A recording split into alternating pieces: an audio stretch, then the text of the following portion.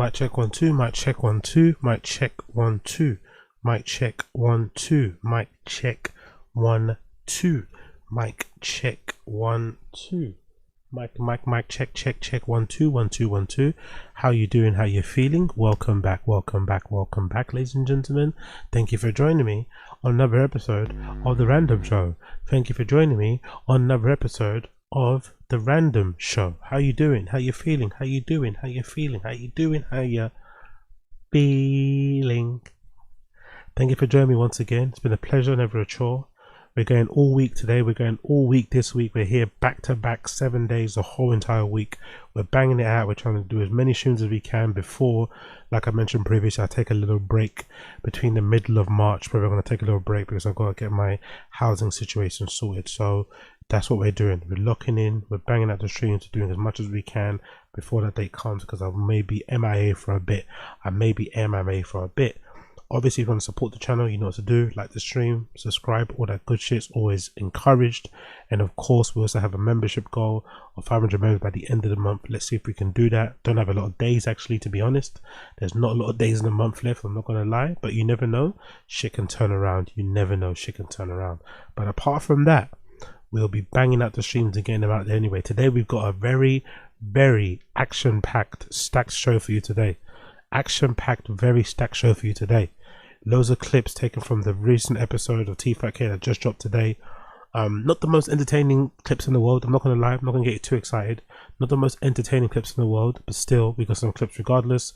No more watch-alongs of Tfatk. I'm not going to subject you guys to that ever again. I'm going to watch it in advance myself. I'm going to kill every neuron in my brain which has already been killed, and I'm going to get those clips and react together because that's a much better viewing experience. So, and I also want to make up for yesterday because yesterday's stream was dog shit. I want to make up today for yesterday's stream because yesterday's stream, last night's stream was fucking dog shit. I don't know why I was so tired. Maybe because of all the running. Maybe because of all the fucking fasting I've been doing. I've been really on my fasting lately these last few days, last few weeks actually. I've been basically clocking. Yeah, I think I've been clocking in like 20. The other day I did 22 hours, isn't it? Yeah, see. The other day I did 22 hours fasting the other day. Can you see that? Yeah, I did like fucking 22 hours. Can you see that there? Can you see that? Can you see that? Yeah, there you go. I did like 22 hours of fasting the other day. 22 hours. So maybe it's because of that. I don't know if it's because of that, but yesterday's stream was so shit.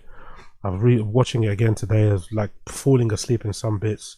No, I wasn't falling asleep. I was doing that thing that I do when I'm really tired. I don't often fall asleep on camera.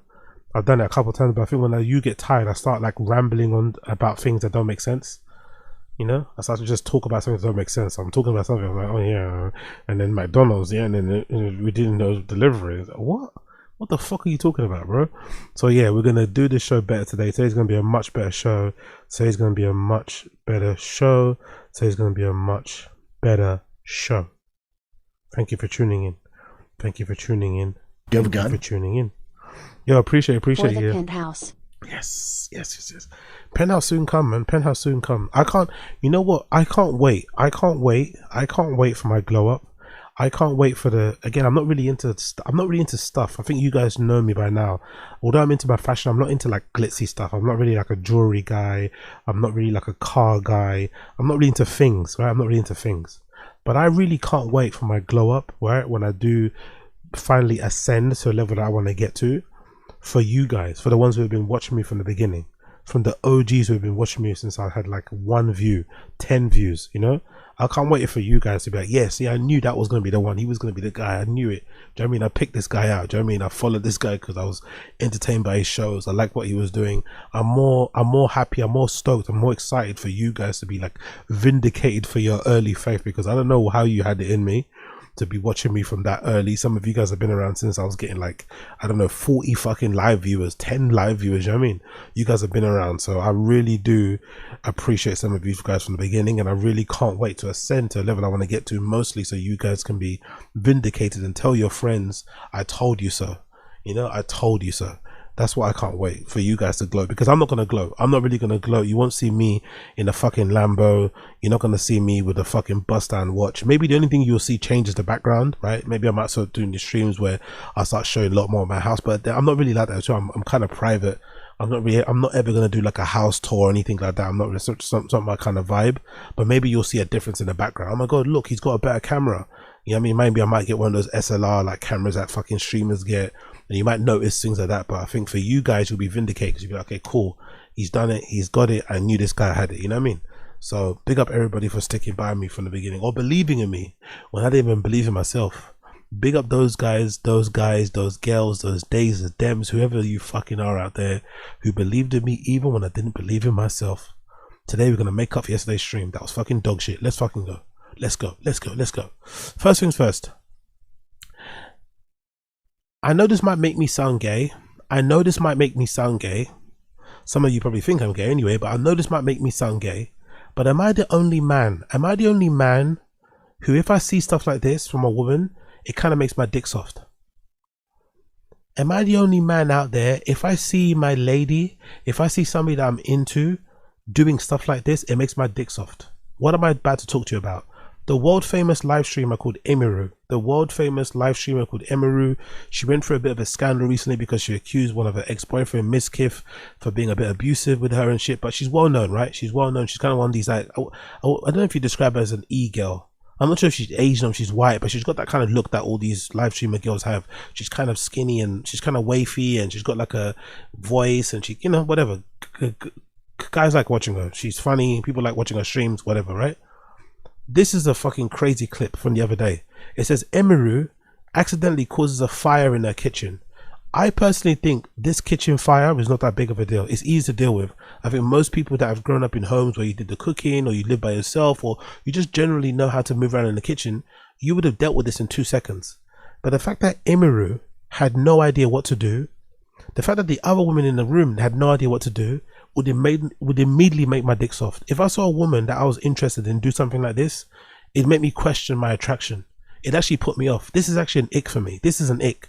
Being useless, like being, not even being useless in the kitchen on some misogynistic, just being useless with like everyday things, like not knowing how to like sort things out, you know, not knowing how to just figure out practical things around the home. Like this is a practical thing around the home that most adults should be able to sort out. Like what happens if you're cooking in the kitchen and your pots that you're cooking with catch on fire? What do? How do you solve that issue? And the fact that she couldn't solve it would make me not be into her. Not that I'm into her anyway, but I'm just saying in general, that's the kind of thing that kind of makes me look at people a bit differently. But maybe I'm in the minority. Let me know in the comments what you think. You got this, guys? Here. Don't get papers out the bar! Oh! Not the grease! Oh no. Take it out. No. I don't know what to do. Take it out, Zol, take it out. Take it outside. Take it outside. Wait, this is actually bad. It's gonna take, yes, take it out. I can't, it's too hot. Wait. Take it. You use the pliers, the things. What the fuck? I don't know what this thing is. Don't use water on oil. Don't use water. Wait, don't we have like a shirt? Take off your shirt. It's fine. It's fine. Take it out. Take off your shirt. No. Okay. Wait, open the door. I got you. Yeah. Take it outside. Yeah. The dog's pissed, by the way. Be The careful. dog knew. Be careful. It's gonna slosh. No, it's not. Oh my. Holy. She took the pan outside. I'm sorry, but that type of uselessness would make my dick soft. I'm not interested anymore. If you don't know, in case you guys are not unaware, if your pot catches fire, you know how you nullify the situation. You cover it with a lid. You rid the fire of oxygen. You don't pour water, you don't do anything, you just cover it with a lid.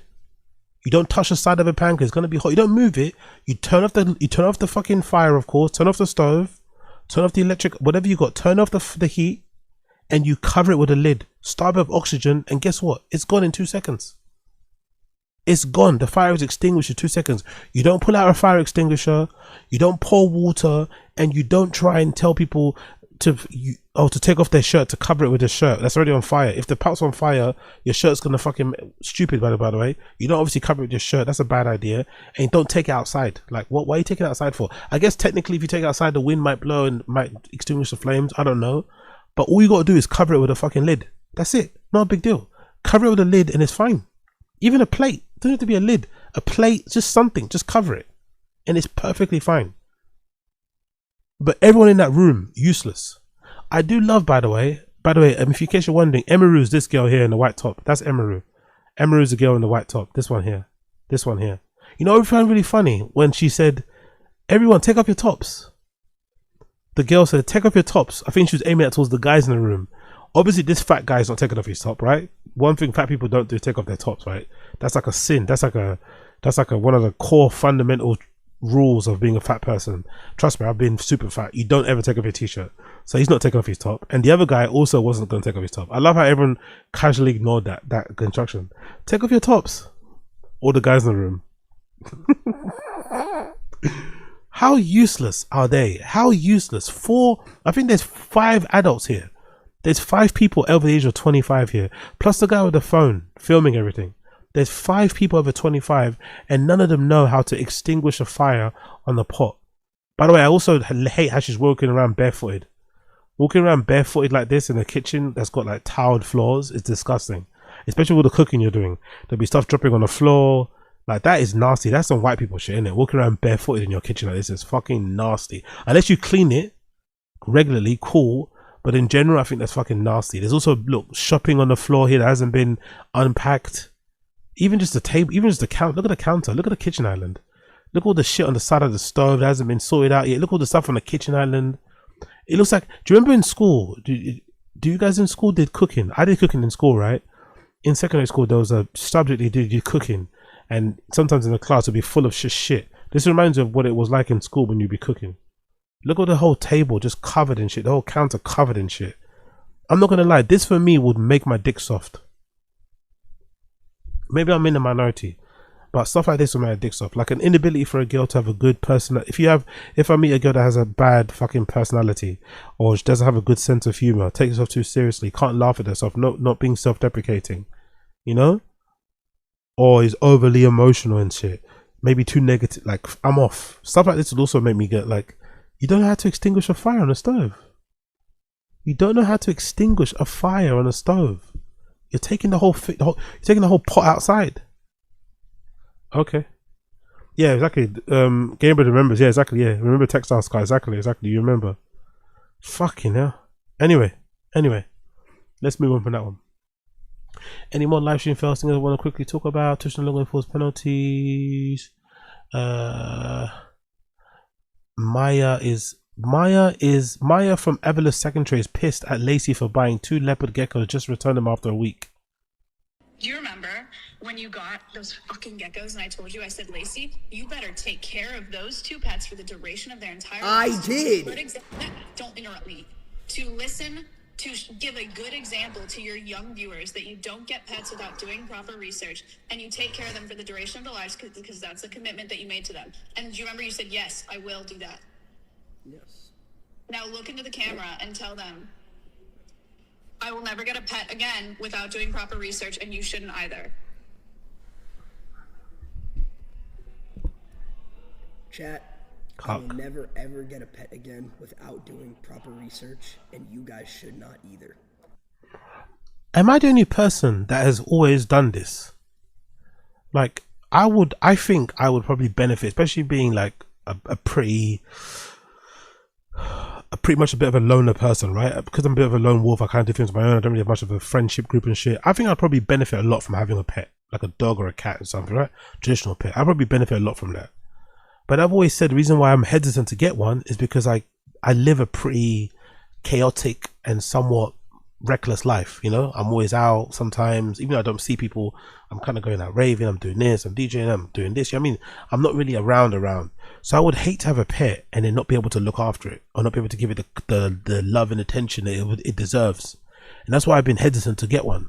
And I would hate to be the type of person that has a pet and then goes away for a weekend. Like, imagine if I'm going away on my Berghain weekends, right? My Berlin weekenders. I usually fly out from London on a Friday, arrive back on a Monday. That's a lot of days to be without your pet. That's a lot of days for your pet to be without you. I'm not going to leave that pet at home by themselves. I'm not going to, you know what I mean? Placing it somewhere with strangers or whatever. Not obviously once or twice here and there is okay, but not all the time. That's why I don't get them. So I could never understand somebody that would get a pet, even if it's a gecko or whatever, only to return it 2 weeks later. That's horrible, man. You know what I mean? That's horrible. Getting a pet, getting used to your surroundings and what you and routine and the schedule, whatever it may be, and then you return it after 2 weeks. It's fucking horrible. I hate people that do that, honestly. I hate people that are so selfish and reckless and just, I don't know. I hate that. I really I don't fucking like that at all. I really don't like that. I think if you get a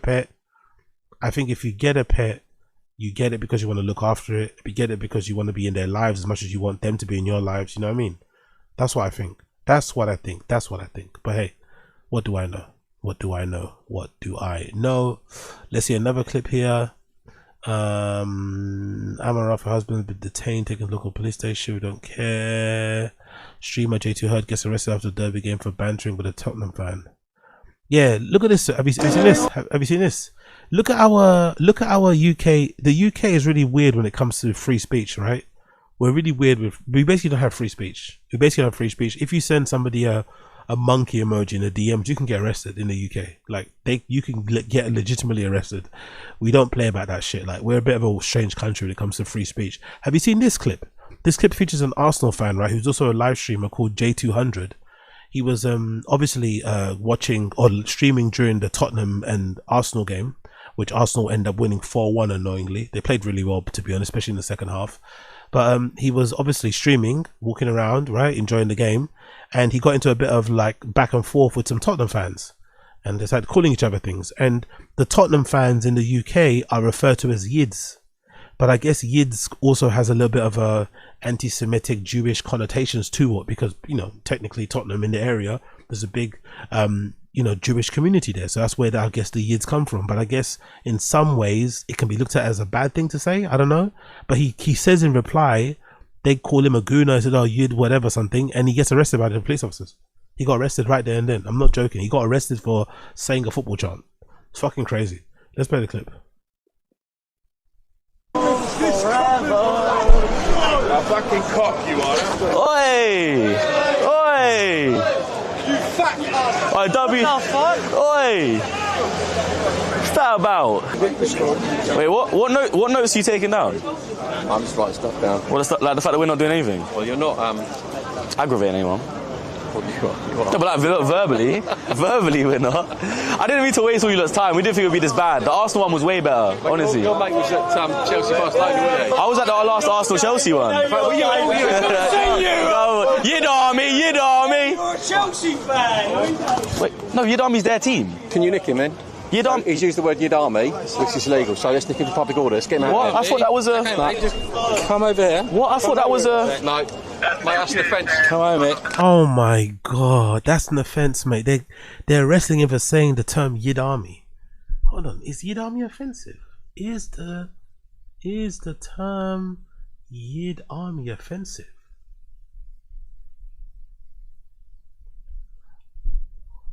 The Yid Army is a highly controversial subjective primarily used by Tottenham fans as a reclaimed badge of pride to nullify anti-Semitic abuse. While many fans use it defensively, it is considered offensive by some, including Jewish organizations like the Board of Deputies. The context originates from the response of rival fans to saying Yid as an anti-Semitic slur. Oh, you know what? So rival fans you would call Tottenham fans Yids. I always thought it was they called themselves Yids. I always thought they called themselves Yid Army the same way that Gooners call themselves Gooners. I didn't think it was opposition fans. Oh, so I guess it's like this is bad to say, but this is like the same way that Manchester United fans sometimes call Liverpool fans bin dippers. Have you heard of that term? It's obviously it's a bad term, but I'm pretty sure Manchester United fans call Liverpool fans bin dippers as a derogatory term. Wow, I didn't know that. Context of usage. Controversy. In 2019 survey showed that while many fans use it, close to half of respondents prefer to use it less.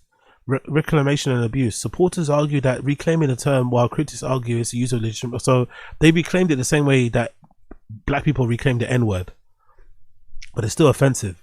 That's crazy. But getting arrested for saying that is absolutely insane, though. Absolutely insane to get arrested while saying that. All right, mate. You're currently under arrest.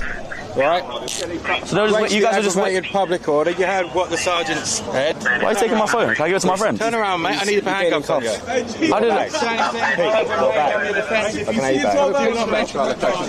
Something which you may later on in court, or anything you do say may be given an evidence. The reason for this arrest is so we can conduct an investigation and to prevent any physical harm. We don't want to be creating any public. If you just asked me to leave, I would have left. All right. I didn't know you were waiting to arrest me. All right. If you just asked me to leave, I would have left. I didn't know you were waiting to arrest me. I didn't know that was a racial. I wasn't waiting to arrest you. I didn't know that was a. I didn't know that. I sung. That's the Tottenham chant, and I sung it to a Tottenham fan. Mate, but I wasn't trying to aggravate anyone. 686. Have you understood everything I've told you? Yeah, but I don't think it's fair.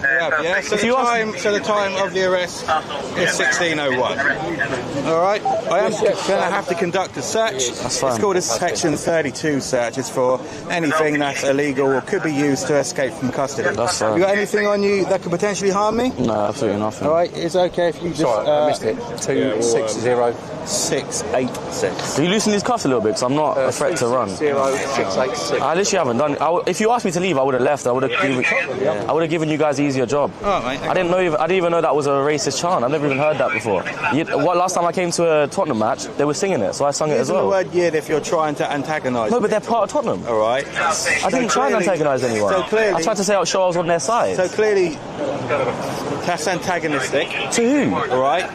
You're shouting out the word "yid," right? Army. Clearly, that's a public order offence, and that's how come you've been I think you've completely arrested. misunderstood what I was doing there. You've been arrested, you're just going to be searching for Section 32, okay? So, before I search, is there anything on you around your waist, paper that's going to help me, you and my colleague, yeah? Just my car keys. Cool, okay, cool.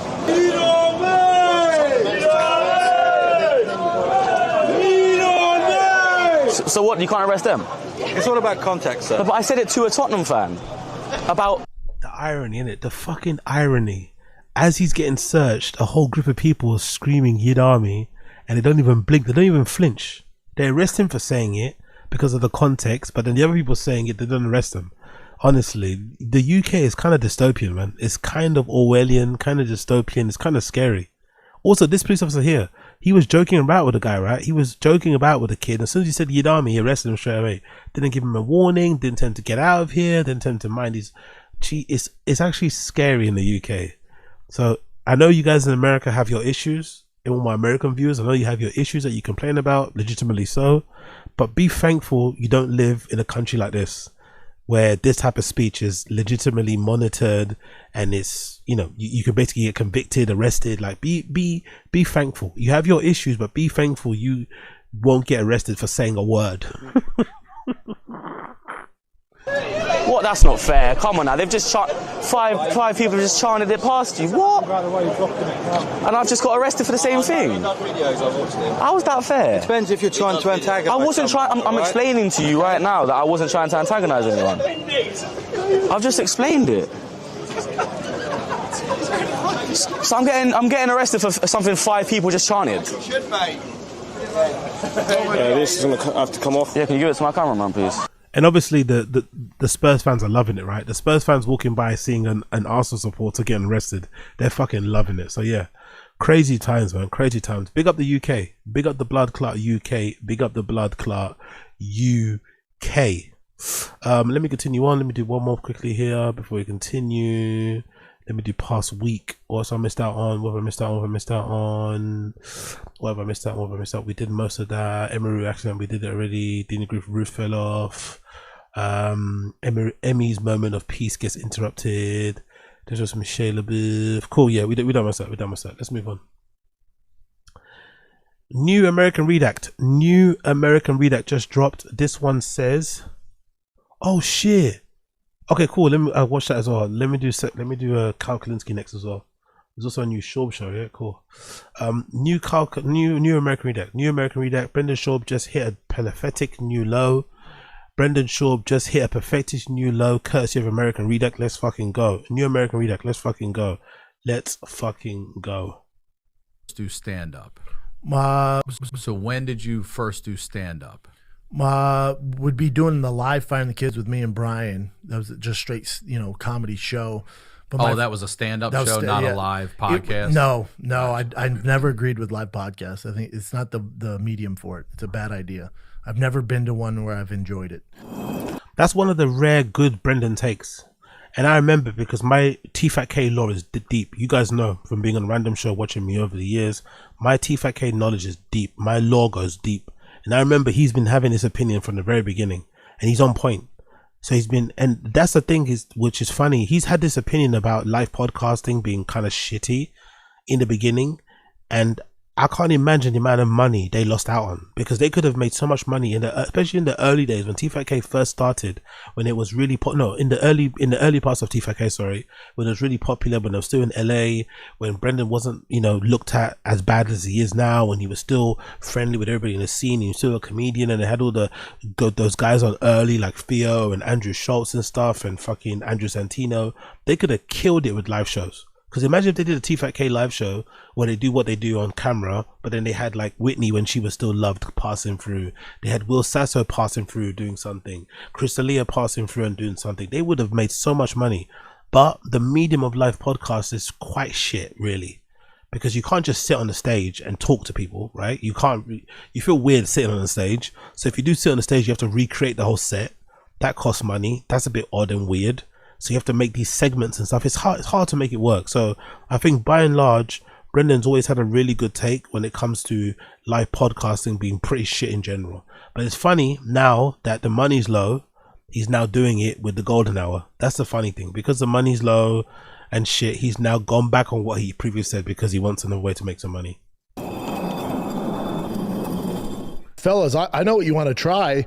Golden Hour is live in Austin. Oh, yeah, we're doing it. Yeah. 4 p.m. Mm-hmm. Yep. All right, so it seems that there really is no such thing as rock bottom for the ex-comedian and small-time podcaster Brendan Schaub. Bloody hell, man. Look how puffy his face looks. Ozempic saved this guy's life, innit? He's never going to admit it, but Ozempic and GLP-1 saved Brendan's life, man. They saved his life because I didn't realize how puffy his face used to look. I'm assuming most of it was due to the, scar tissue and stuff from the damage during the UFC. But the other half probably is because of the excessive fucking alcohol consumption.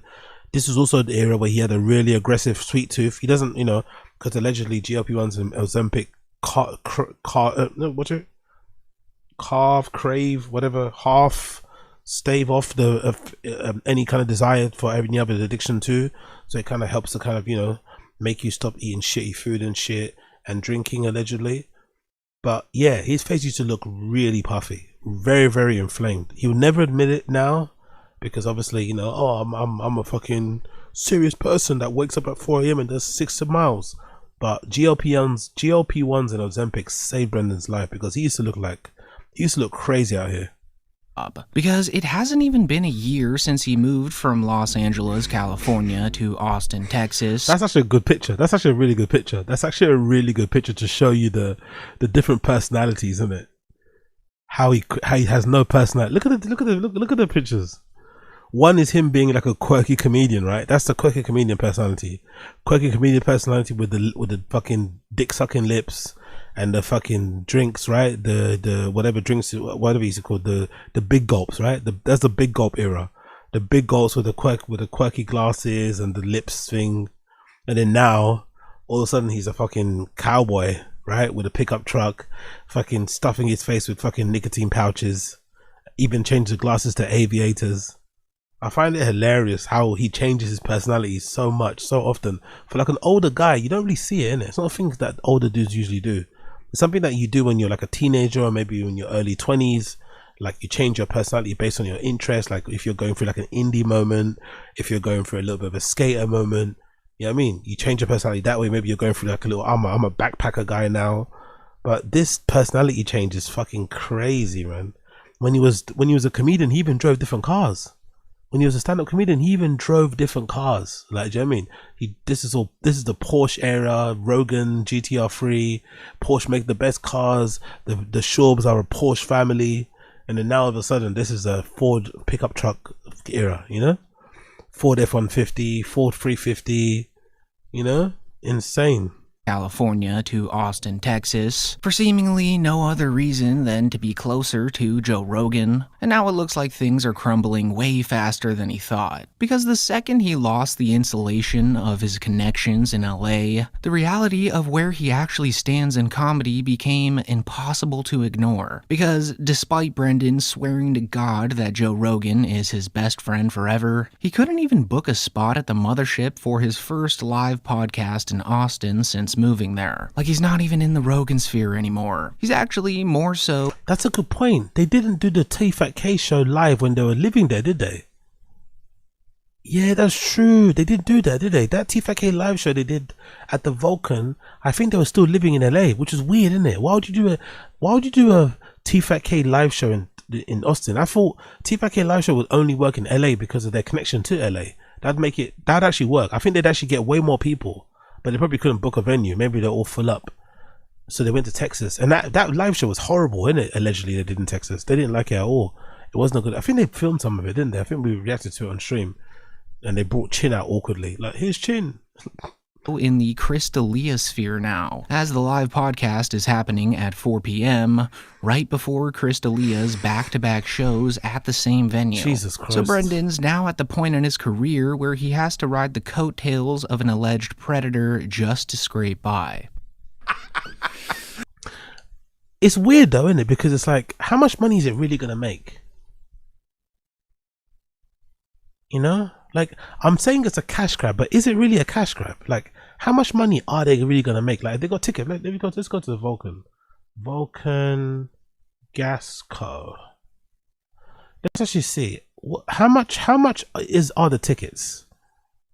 March, isn't it? Right, 20th. There you go. Golden Hour podcast with Chris D'Elia, Eric Griffin, and Brendan Schaub. How much are tickets? Like, how much will they really sell tickets? How much are they really going to... They're not going to make that much money from it, really, are they? Let's be real. How much are tickets? $25. $25, bro. And what's the fucking capacity of the Vulcan? What's the capacity? 25. Are you crazy? What's the capacity of it? 658. 658 standing. Seating capacity 350. Let's say it's 350. Let's say they do the seating capacity of 350, right? That's what? 350 times 20 or 25 times 350, right? 25 times 350. 8 grand. Not including the rent, the price of the renting. That's like nearly 9,000, 8,750. That's not including the price of the renting, the price of maybe hiring the security, because some venues you have to pay a venue hire cost, you have to pay for the security as well. And sometimes some venues have a thing where you have to, I don't know if you have it in the US, in the UK we have a thing where they have like a minimum. So if you don't sell over a minimum, then the show doesn't go on anyway, you know? I don't know if that's a thing in the UK, in the US. Like, if you don't sell a minimum amount of tickets to make it viable or worthwhile for the venue, they'll just cancel your night anyway. So you have to sell a lot of tickets and, you know, to kind of whatever it may be. Maybe it might be 10% or 20, something like that. But yeah, it's not a lot of money, innit? 8 grand between 3 people, plus whoever's going to be working there on the day, like Nick or something. Is it really worth the hassle? Maybe it's free. Maybe it's a free hit because Chris D'Elia's already doing a weekender, isn't it?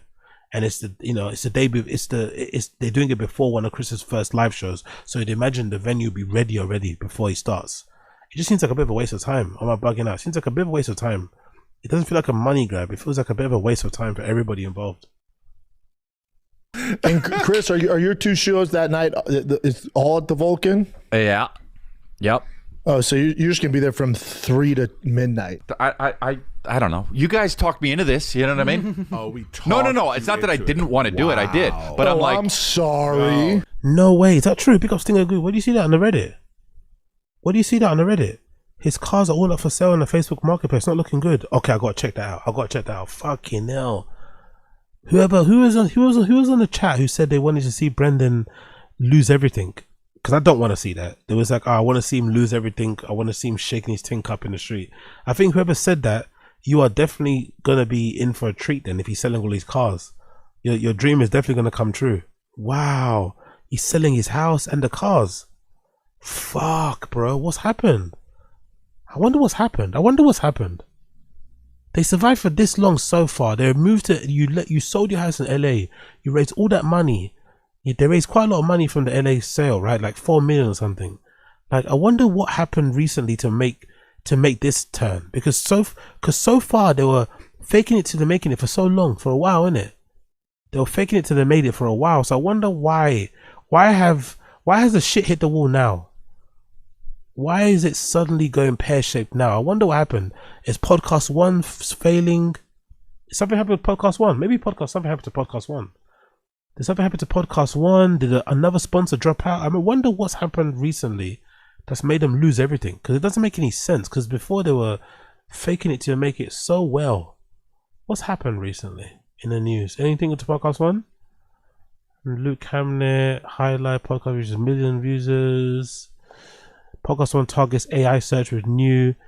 So podcast one announced a new partnership with this AI platform called Gotavi.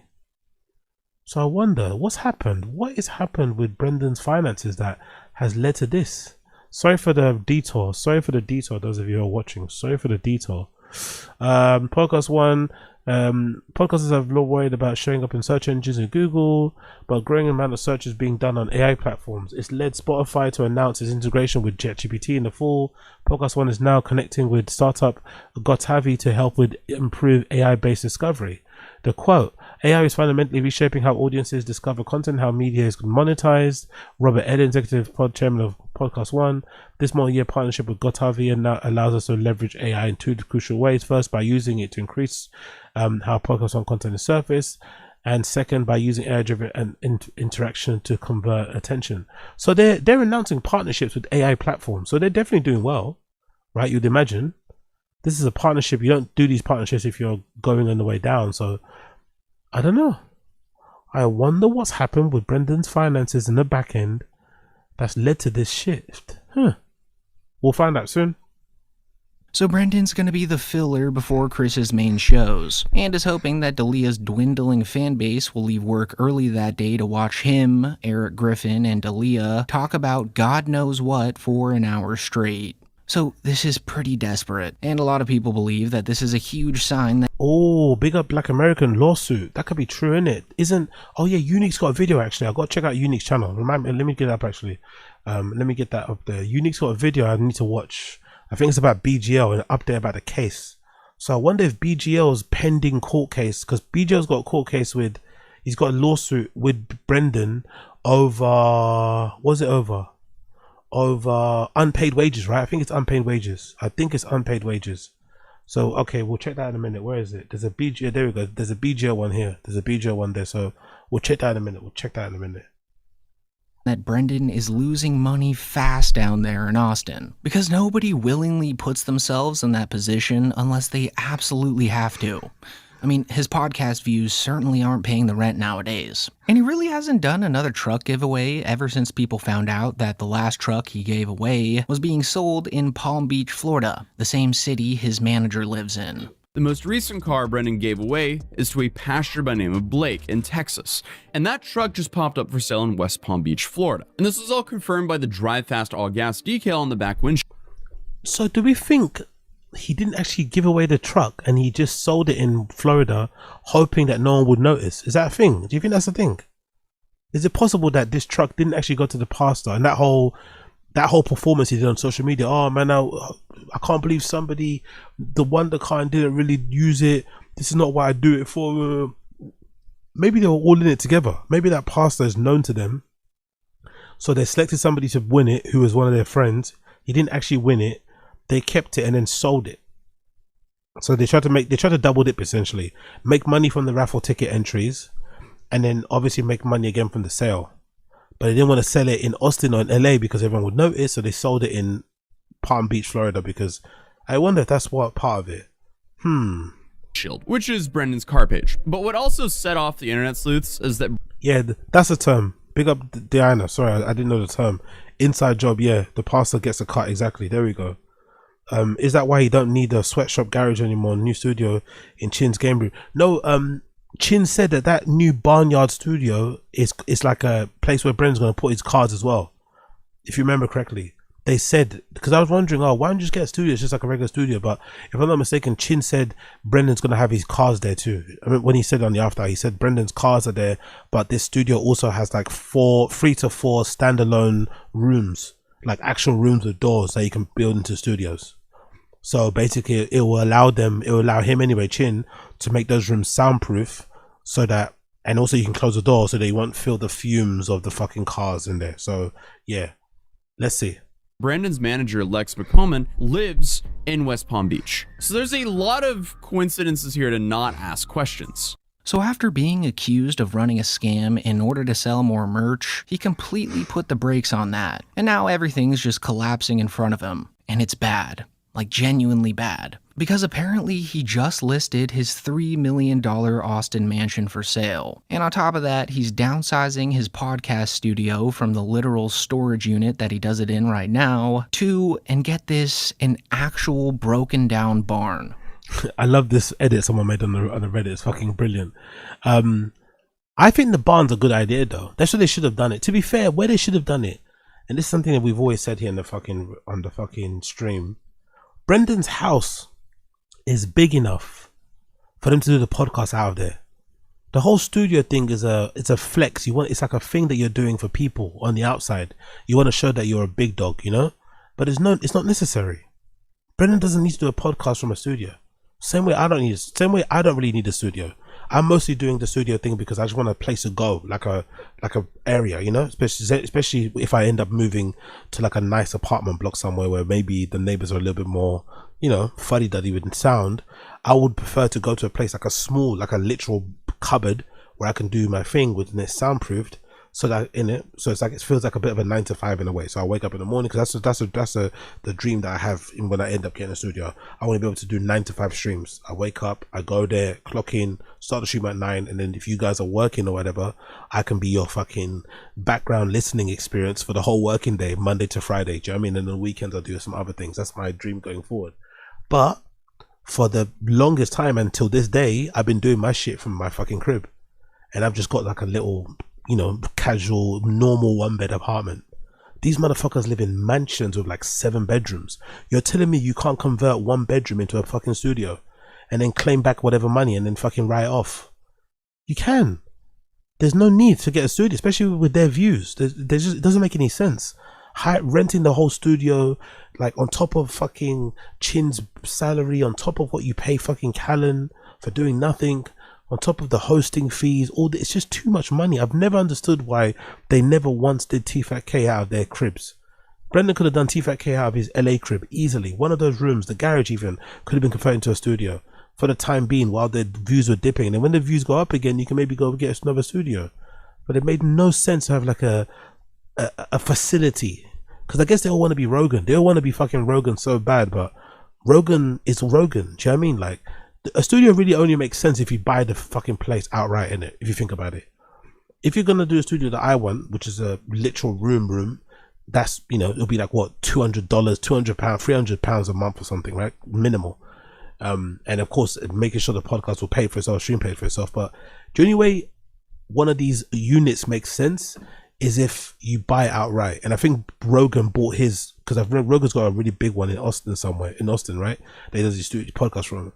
But if you're renting, it makes no sense, man. I can't imagine what he paid rent for the LA one. I can't imagine, considering what I know now about property prices in America. I cannot imagine what the fucking monthly rent was in that old fucking Tfatk thick boy fucking studios in LA. I can't imagine what they were paying monthly, because that was a nice spot. And it also came with like cleaners, you know, and shit like that. That was a nice spot. They must have been paying crazy amounts of money. Like, the guy is genuinely considering downsizing his new studio to a literal broken down barn. Something his producer keeps trying to frame as a fixer-upper to soften how insane that sounds. And the fact that they even feel the need to spin it that way already tells you everything you need to know about how dire the situation actually is. Oh yeah, Apex Pods are true. I wonder if they got busted for podcasting storage unit. I remember when they first moved into the storage unit, some very evil people on the Reddit, right, as Brendan would say, some very evil people on the Reddit somebody posted that it was actually illegal to do a podcast in those storage units, if I'm not mistaken. I don't sure you remember. Maybe it was in a stream chat. No, I don't think it was my stream chat. I'm pretty sure it was a Reddit. Somebody posted like it was against the against the law or something for you to do a podcast from a storage unit or something. I'm not sure if that's true. Please forgive me if it's wrong. But I'm pretty sure in Austin it's like there's something, maybe because it's a commercial space. I don't know. There was some sort of thing. And I remember somebody posting a link of who to like snitch on or who to file a report on. And I think some people on Reddit were like filing reports saying, hey, this guy is doing something he's not meant to be doing in the storage unit. So I wonder if that eventually come back to him. I wonder if that's eventually come back to bite him in the ass. Oh no. Is not great, man. For both of us. Are you getting a new studio? Brendan said, hey, let's look for a new studio because the lease is up. So I started looking online. I've been complaining. Brian's been complaining. We've all, other than, Brendan's the one, I think Brendan's the one that found the studio, but we all hate it. It's not a studio. It's a piece of shit, The current one, correct? Yeah, the current one. Dude, Casey's been there. There's like, it's not meant for recording audio or filming. So basically it's a huge spot, like way bigger than we would ever need. But that would house how many cars that he wants. But there's no parking issues or anything else. It's just like an older facility, but there are like 3 or 4 different rooms in that facility, and it's a fixer-upper. And to me, that's fine because it's a fixer-upper because we're gonna build a set regardless. It's on theme with the whole Texas thing too. It's just like like a barn kind of. So it's officially. You know what's really funny? By the way? You know what's really funny? In that clip as well, I think American Redact clipped it out. In that clip, Nick says, that's strange. You don't usually get a lease for 1 year in a commercial property like that. It's usually like a 2-year minimum. So what happened? Did the person who owns the landlord say fuck off after the year? Even though they signed a 2-year lease? Did Brendan lie to Chin and say the lease was up, but really it was only a 1-year contract? What changed? Because it is kind of strange to move to another state with your to move your family from one state to another state is like moving to another country in America, because America's so big. Moving your family to LA to Texas is literally like moving to one. Yo, big up Uche and Stream Chat. Welcome, Uche. Moving your family from one state to another state in America is like moving from one country to another country in Europe. You don't usually do that and then leave the house after a year, especially if you got kids. If you're single, fair enough, or if it's just you and your wife, cool. But when you have kids, moving your kids from one school to another school in another completely different area, and then moving them again from another home in that same state after 1 year, it's a little bit, dare I say, irresponsible as a parent. So if you're doing it for a really good reason. Like you have no other choice. I don't think it's something that he wants to do. This is probably a last resort. They don't want to probably do, because it's not something that people normally do. Sell a family home after a year. But to be fair to Brendan, the property prices on that, the property taxes are just, it's just unworkable. 70 grand a year, property taxes. That crib in Austin's beautiful. It's a beautiful property. I think it's probably a bit, in my personal opinion, I've always said this, I think Brendan lives above his means anyway. I don't think someone like a Brendan Schaub, he doesn't have any business owning a Ferrari. He doesn't have any business owning fucking Porsches. Personally, for me, I think those things are just, it makes him look like he's like some retired fucking quarterback or something. You're not that level. Do you know what I mean? Chill. The house is probably outside of his tax bracket anyway, but it's a beautiful one. But is it worth 70 grand a year? Is too much. You know what I mean? Like, it's too much. It's too much, bro. It's too much. It's too much. In taxes alone, like, and you're getting 40k views on your fucking YouTube. It's like, come on, man. Confirmed now that Brendan Schaub will soon be doing his dying podcast from an actual rundown barn in the middle of nowhere. Hell yeah, big up Brian. Brian Davey just broke my 1 mile PB listening to LFE. Big up Brian, big up fucking Brian. Let me know what's your time.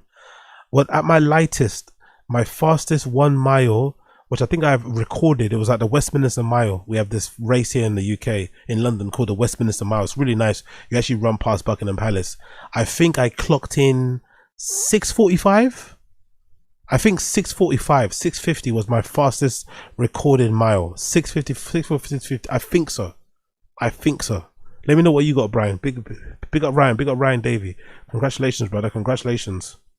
In Austin, Texas. And if that does eventually end up happening, it will easily be the lowest point of Brendan Schaub's quote-unquote career, which is really saying something when you consider how many low points he's already hit. I mean, this is the same guy who started The Fighter and the Kid interviewing prime Conor McGregor in a professional recording studio handed to him by Showtime. And back then, he'd consistently average half— That wasn't Showtime, that was Fox, by the way. You got that one wrong. I know my Tfatk law. They recorded the episode with Conor McGregor at the Fox studios, not Showtime. That wasn't Showtime, that was Fox. That was during the Fox era.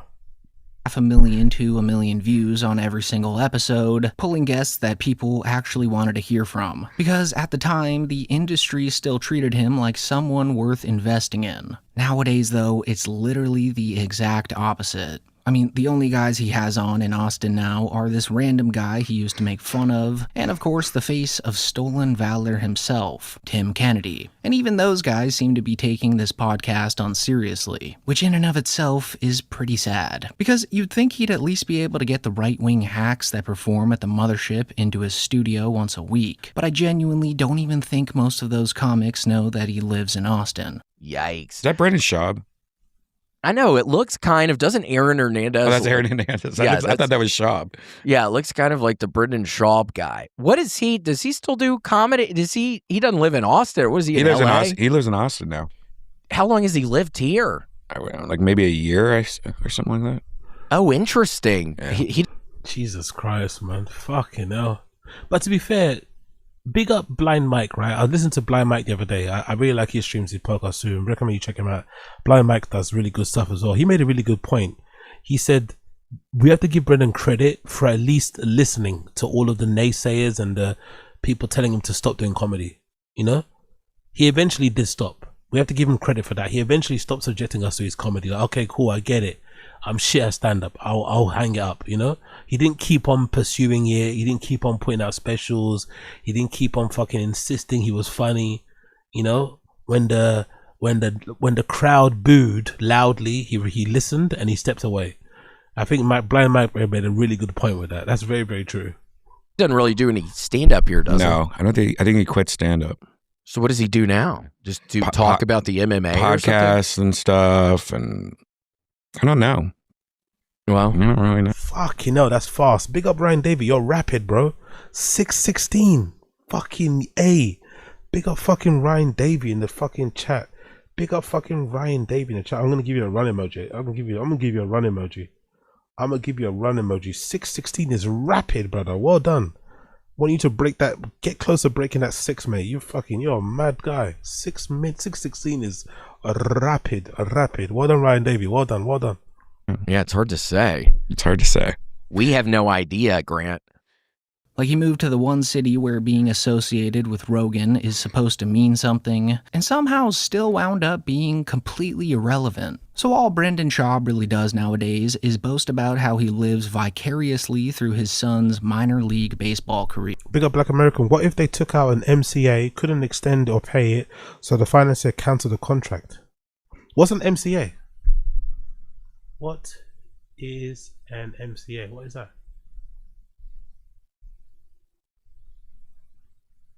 Was that US property? What the fuck is an MCA? What the fuck is an MCA? MCA property is typically referred to MCA Realty, a US-based commercial real estate investment firm that focuses on acquiring, operating, and managing offices. So what is this? Is it like a loan thing you can get? Merchant cash advance, a business loan alternative. Is that what you mean? A merchant cash advance, but in context, real estate refers to investment firm. What do you mean, Black America? What's an MCA? Merchant cash advance. What's a merchant cash advance? Let's see. Big up Black America. I love this education. What's that? Merchant cash advance is a form of business financing where lender provides an upfront lump sum. Oh, this could be true. You might be onto something here. Yeah, this makes a lot more sense, to be fair. A merchant cash advance is a form of business financing where the lender provides an upfront lump sum of cash to the business in exchange for a percentage of the future credit and debit card sales plus a fee. Unlike traditional business loans, an MCA generally not considered a loan but rather a purchase on future receivables, which often means that they are not subject to the same strict regulations as other and high approval rates. That's such a good point, yeah. And then as the years go by, they couldn't pay. That is true. That is such a good theory. I love that. That's such a good theory. I love that theory. I'm not gonna lie, that is such a good theory. Hatred taxes, Joe keeping up with the extra rich people, travel ball now. Yeah, to be fair, that's also a good point. And I've made the clip on that. Make sure you check out the clip where I talk about him complaining. The moment Brendan started complaining about his kids' sports prices, I knew something was up. Mr. Baller, Mr. 17 cars, AP watches, crazy amount of trainers. When he started to complain about his kids' sports, remember, people in the stream chat, when I made a point, I was like, hey, this guy's he's complaining about his kids' sports. He's complaining about how much it costs to put his kids through to put his kids in those different sports that they're doing, right? Because at one time, Tiger, do you remember at one time Tiger was doing jiu-jitsu, he was playing football, he was wrestling, because Brendan said, oh, wrestling and grappling is really good for your grip strength, all this shit. And he was also doing travel ball baseball shit. So those are 4 different sports with probably 4 different teams and 4 different payments. And he started complaining. That when he started complaining about that, I knew something was up. I knew something was up. Something, because he loves Tiger. Tiger's his apple of his eye. I mean, he wants his kids to all be professional sports players. So athletes, sorry. So if he's complaining about the prices, that means money's tight. And how he's teaching them to sock anyone in the face who disrespects them. When they're like 7 or 8, because the girls mature way faster. So a 8-year-old, 9-year-old girl. Young old vibes. Oh my god. Young old vibes. My friend pays $15,000 a year for a kid to do travel ball, and that's not including the travel, the hotels. $15,000. Oh my god. Oh my god. Actually, I want to see how much is what's the yearly price of let's see Gemini. Let me go for Gemini. What is the yearly cost of putting my 10-year-old son through in a flag football team in America, in Austin, in Austin, Texas? Oh my god, 15K. In Austin, Texas, yearly cost for a 10-year-old to play flag football typically ranges from $150 to $650, depending on whether your son plays single or season. Jesus Christ, that's still $650 on top of whatever you're doing for travel ball. God damn. That's fucking hell. Not including the kits, the food. Yowzers. And then, by the way, on top of that, you got the 70 grand of fucking property taxes.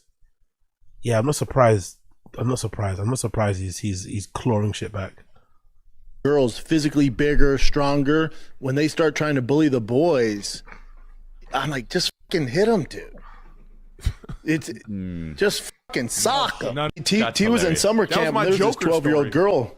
12-year-old girl looked like Kevin Durant with tits, man. I was like, bud, you gotta hit her once, dude. And she you just gotta do it once, and then she'll know not to fuck with you. He was so scared though. Yeah, I get it. I wish Black American. That's a theory I can't. That's a bit of a stretch. That theory.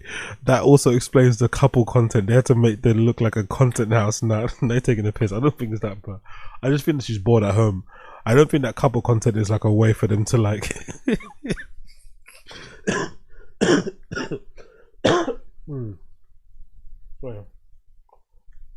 justify tax exemptions. Now I just think they're bored.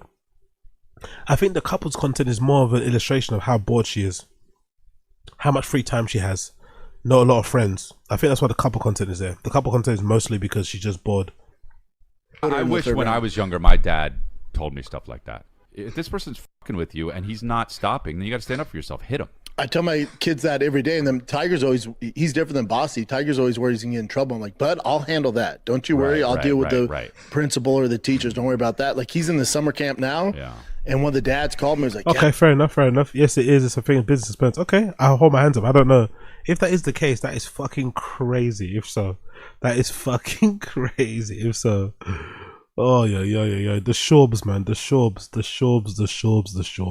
I guess there was this kid bullying him. Like, what the f? Bullying my son? He's like, yeah. I'm like, dude, what the f? So I picked Tiger up. I'm like, dude, what's going on? He's like, Dad, there's this 12-year-old boy, and he bullied me and then listed his 2 friends. I go, hold on, stop. He bullied all 3 of you? He goes, yeah. I go, at the same time? He goes, yeah. I go, No. Wait, Brendan. I told him, I said, now I'm upset. Yeah. There's 3 of you. Right. I knew that's what hilarious. it was. That's hilarious. No one said, let's get this motherfucker. No one. That's you just funny. all stood there and took it while I bullied the 3 of you one by one. Yeah. Some hoe shit, dog. So just some really valuable life lessons to be teaching literal children. But unfortunately, this is nothing new coming from Brendan. Look, ever since quitting stand-up comedy because he couldn't sell tickets, he basically made his kids' baseball careers his entire personality. And that alone would be fine if it didn't come packaged with all the weird aggression and ego he brings into it. Because it stops being about supporting your kids and starts becoming about feeding your own insecurities through them. Which makes it even funnier when you go back and read that alleged behind-the-scenes story from one of the other dads on the team, where he claims that Brendan just sits in his car on his phone during the other dad. Let me read it actually. Long story short, I'm a baseball dad. My son is on the 9U team. By the way, that's what you say, right? You say 9U. You guys in America are weird. Like when we're saying the term like 9U, we say under 9s. We don't say 9U.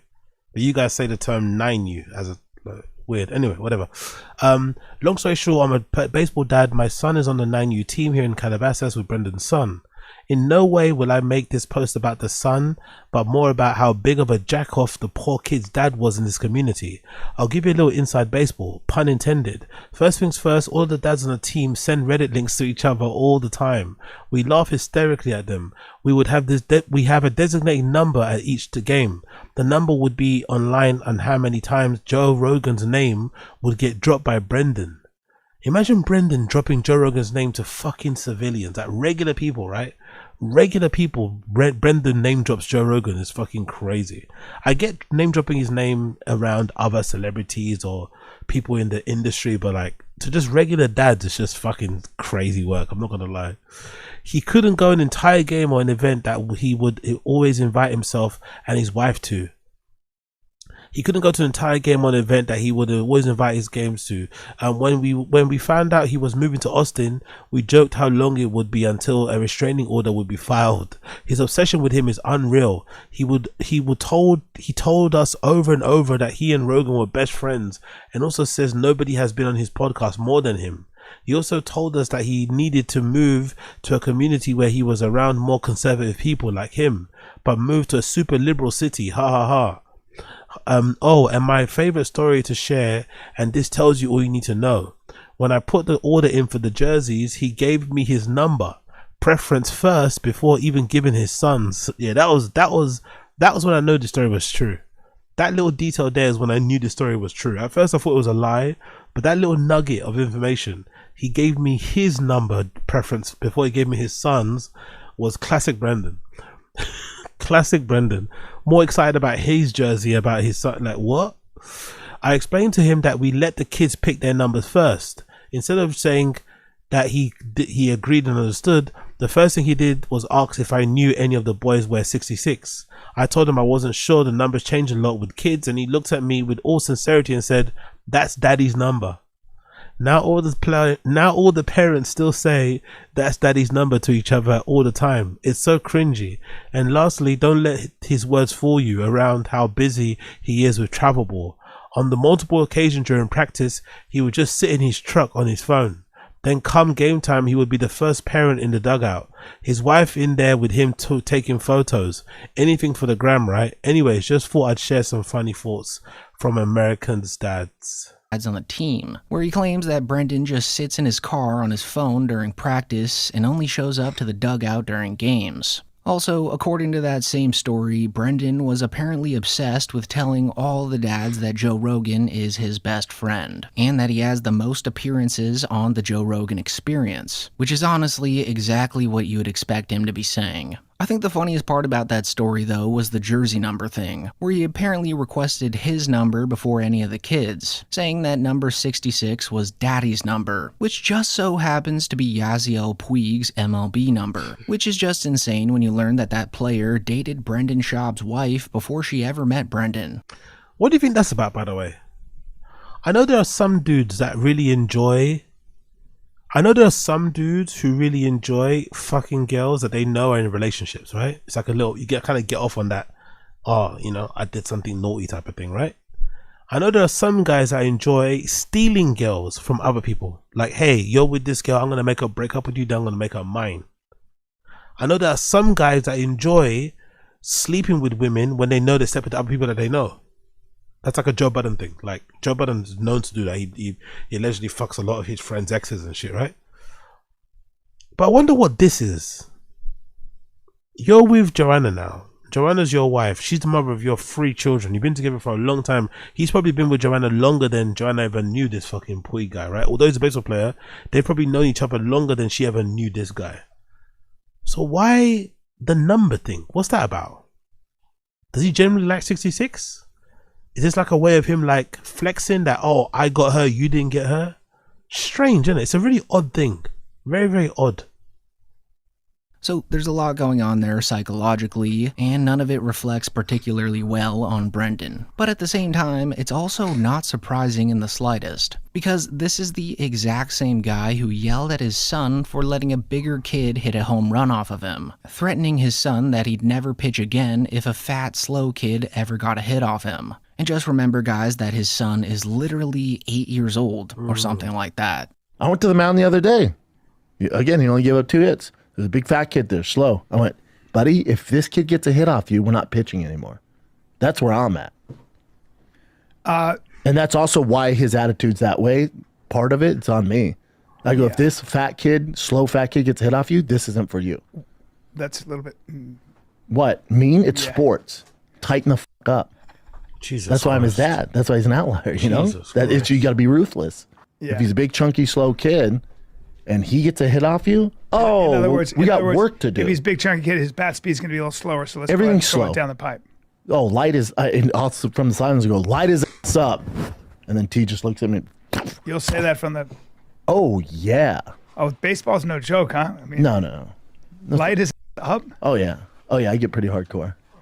And you see, while most things that come out of Brendan Schaub's mouth... Imagine being proud about that, by the way. Imagine being proud about that. Imagine saying that proudly. God almighty. ...are straight up lies. The fact that there's actual footage of him screaming at the umpire during his kid's rec league game... Whilst wearing the 66 jersey, by the way. But I was wearing the 66 jersey, trying to intimidate the guy. Trying to ego him. ...makes it a lot easier to believe that these stories are indeed real.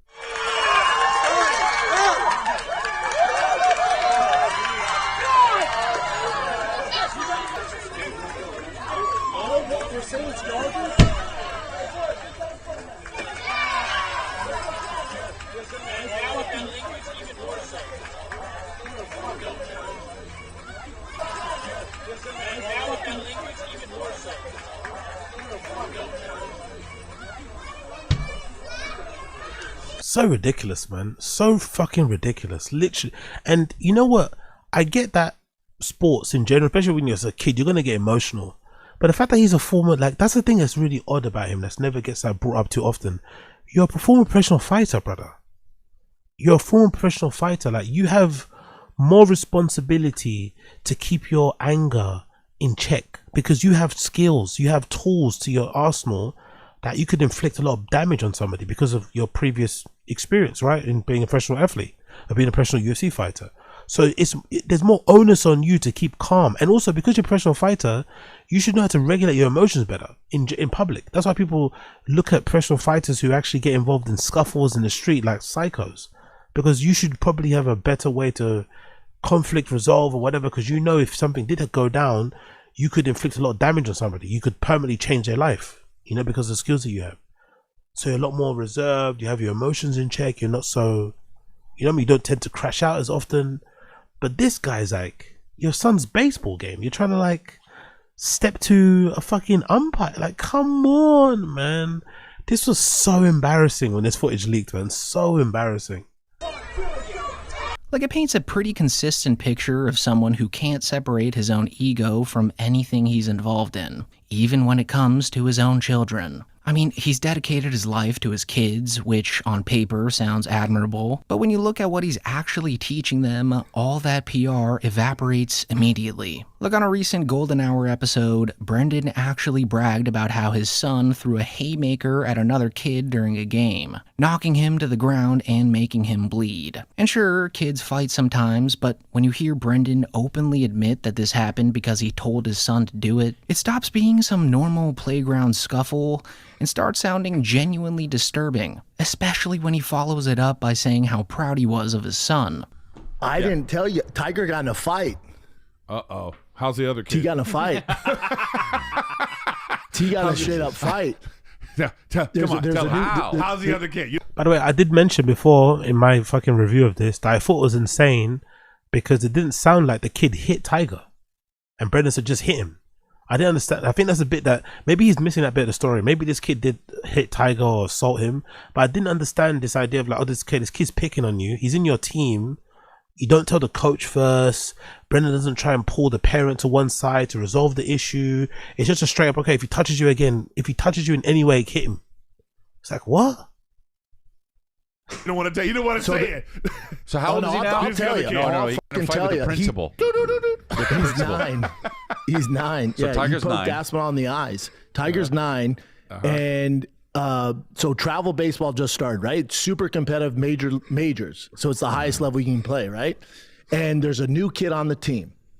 And Tiger goes, I don't like that new kid. T likes everybody. He goes, I don't like this new kid. He keeps messing with me. I'm like, all right, whatever. He's always excited to go to practice. And I go, T, you ready to go? He's like, yeah. I'm like, what's wrong with you, dude? He's like, I don't like that kid. He keeps messing with me. I'm like, messing with you how? He goes, like well, he keep pushing me, keeps doing this. I go, well, you got to stick up for yourself, bud. He goes, what do you mean? I go, if he pushes you, you got to stick up for yourself so he moves on to somebody else. Otherwise, he can do this all season long. Right. He goes, what would you do? I go, if he puts his hands on me, I'm going to sock him in the face. Right. He goes, really? I go, I'd punch him right in the fucking face. That night, I'm with the rest of the dads. We're talking. And some dad goes, oh, man, that kid just shoved Tiger. I go, what kid? He goes, that kid, Lincoln, just shoved Tiger. I'm like, oh, hell no. So they're at third base. T's in front of him. He pushes Tiger. I see Tiger turn around. I'm like, come on, man. The kid pushes him again. I see Tiger turn around and just go, whack. Well, right in the fucking face. Kid falls to the ground. Blood's all over his face. Yeah. Tiger, the coach, like, yells at him. Tiger comes. Big up people in the stream chat. He pushed him. So let me know, people. Maybe it's different when you got kids. If your son told you that a guy in his team, maybe it's different if it was school, but a fellow teammate was pushing him, would you advise your kid to punch him in the face? Because it doesn't sound like Brendan had ever approached a coach with this issue. It doesn't sound like Brendan approached a parent and tried to resolve it that way. It sounded like the first time he heard about his son having an issue with a teammate was about the push. Would you tell your son to punch them straight away? Was that what you told him? You wouldn't tell him to push them back. At the very least, if you're going to do the violent thing, or the aggression thing, or the physical contact, wouldn't you at least tell your son to push the other kid back? If that kid pushes you, push him back. Would you go if he pushes you, punch him? Sounds a bit excessive to me, no? And also, do you buy the idea that Brendan's son punched his kid so hard in the face that his nose exploded with blood? And the other parent was cool with it. None of the other parents freaked out. You know how parents are usually with their kids. They freak out, right? No one freaked out at the sight of Brendan's son punching another kid in the face and breaking his nose or something. It just all sounds very not believable. Comes out, he's like, Dad, can I talk to you? I'm like, I pretend I didn't know what happened. I go, yeah, what's up, man? He goes, you know, you told me to stick up for myself, and my kid kept pushing me. I go, and what'd you do? He goes, I punch him right in the face, and Tiger starts crying. He's like, I'm gonna get kicked off the team. I went, hold on. I said, first of all, Knuckles, proud of you. Glad you stuck up for yourself. So if that story's true, it says a whole lot about who Brendan really is when nobody's watching. Because that's not really the behavior of someone who's grown or learned anything from the countless failures of his career. So in general, Brendan comes off as deeply unlikable here. like he always has. And now that he's moving his operation to a literal barn, expect to hear these same stories echoing out of a rundown shed somewhere in Texas. Like he'll probably still be telling them in this exact same way, still convinced that everyone else is the problem. And I touched on this more in my most recent... Let me actually check this out. Oh, big up American Reader. Check out his Patreon. He's got a Patreon as well. Big up to him. I need to update my Patreon. I'm being so fucking lazy. Bear with me a second. I need to update my Patreon. So let's check out his Reddit. Let's check out the Reddit because I wanted to see this. Someone said the Reddit, they posted something about his cars being for sale. Let's check this out. Oh wow. You are right, motherfuckers. You're right. Look, 2 cars. Liquidation sale. What the fuck is going on, Papa? Oh my god. 1, 2, and the Demon, the Dodge Demon is going on sale too. It's already been sold. Wow. Wow. Interesting.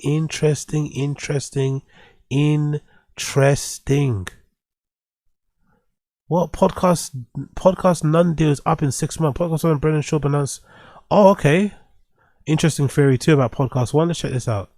So the car's on sale. The ultimate tier. Yeah, the car's on sale. And he's actually sold it under his fucking name as well. Brendan Schaub. 110 grand. His TRX truck. 2002 Ram. No, it's not TRX. It's a Ram 1500. A Ram 1500, right? Jesus Christ. That's the car. Yep, we know Brendan's rap. That's a Dodge Demon 100. 170. Flawless Demon 170, carriage kept, never tracked or raced. 140 or offer. So yeah, he sold it already for 120. Damn. Wow. It's actually ending, isn't it? It's actually ending. I didn't think it would end like this. I didn't think it would end like this, I'm not gonna lie. But they said that's how it ends. They say in life that's how things end. It ends on a whimper. There's no big, bells and whistles. It just ends. Things just end on a whimper. But that car is sexy, though, isn't it?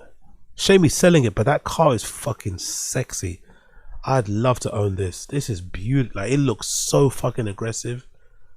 It actually looks demonic. It actually does look demonic, especially in that lime green, slithering snake. That car looks crazy, man. I love this car. This might be my favorite of his cars, to be fair. This might be my favorite of his cars. Get some road wheels on these, right? Some road tires, not the slicks. Get some road tires on these, and Jesus Christ, the sound of the engine. Oof, that car is beautiful. That car is beautiful. Maybe it's a good investment too, because it's kept its value, isn't it? I think he bought it around the same price. Maybe it's a good investment, because these cars were limited edition. I'm not mistaken, right? This particular color. And this, whatever the setup, I'm pretty sure this was limited edition, so it's kept its value pretty well. 120 is pretty decent. I'd imagine the Demon would move quickly. Yeah, exactly. It's very popular. Interesting. Nope. Your team player. Demon's too heavy. First drive was in the rain and slicks. True. Teammate, coach is not gonna do anything for your kid. It's gonna look like a snitch. Strike hard, strike far. That's a good point. Big up A Martin. That's a good point. I never thought about that. If you told the manager or the coach your kid's gonna look like a snitch, you're gonna look like a bit of a cock or a bit of a pussy, so maybe privately you would tell your kid, hey, if he touches you one more time, break his fucking face, and then you act surprised when it happens. You say, look, if you get caught, I'm gonna act surprised, but maybe you would. Maybe you're right in that respect. We got Apex Pata. That color was from the 67 70 Chevy. Now I'm in the era of AZ coming up in purpose downsizing. Yeah. We got Sean. We love to see it. We love to see it, man. We love to see it. My background soon is going to be lavish. My background soon is going to be fucking lavish. It's going to be an update. We're going to be out here enjoying. I'm going to be out here doing regular streams with the regular as well, with no noise and shit. Talking about some time. Yeah, big up A Martinez. Bro, I was bullied. I told coaches it got worse. Yeah, fair enough. Okay, cool. So you're right. You guys are right. So maybe Brendan was right in that case. Maybe Brendan was right in that case. Maybe he should have told his kid to break that kid's face. Shit. I really can't believe it's over. Are you guys surprised in the stream chat? I can't believe it's over. It's literally over, mate. Unless he's selling these because he doesn't want to move them to the new studio. That could be the excuse, right? The excuse could be, I'm moving studios. I don't want to move, because sometimes if you move home, you usually try and get rid of things. You don't want to move with the same things that you moved in with, right? You want to try and to make the moving easy. So maybe his excuse could be, no, I'm moving to another place. I obviously don't want to have the same amount of cars, and I hardly drive this, so I'm selling it. Maybe it's not like a financial thing. He could sell it like that. Oh, it's not a financial thing. I just want to free up some money and obviously not take the same amount of cars to a new place. I don't know. I think I'm paying to AZ moving closer to them. West End girl is hilarious. So AZ, you just have to settle for the aggressive lime green electric scooter. Big Navy, exactly. I have to settle for a lime scooter, my friend. A lime scooter or a lime bike. That'll be the closest I'll get to this 170 anytime soon. A lime scooter or a lime bike. Oh, they never wanted me until I came up here. Big up, Andrew. Oh my god, I can't believe it's over. I really can't believe it's over like this. It's over on a whimper, mate. It's over on a fucking whimper. Let me actually check out the threads. What they're saying here in the comments, actually. What they're saying in the comments section. This is crazy. I never expected it to be over like this. I'm not gonna lie. I thought he'd survive a bit longer. I thought he would be able to grift a bit longer than this. I thought he was gonna be able to grip for a bit longer than this. What they're saying here in the Reddit. First the house, now the truck. Uncle Sam's coming knocking.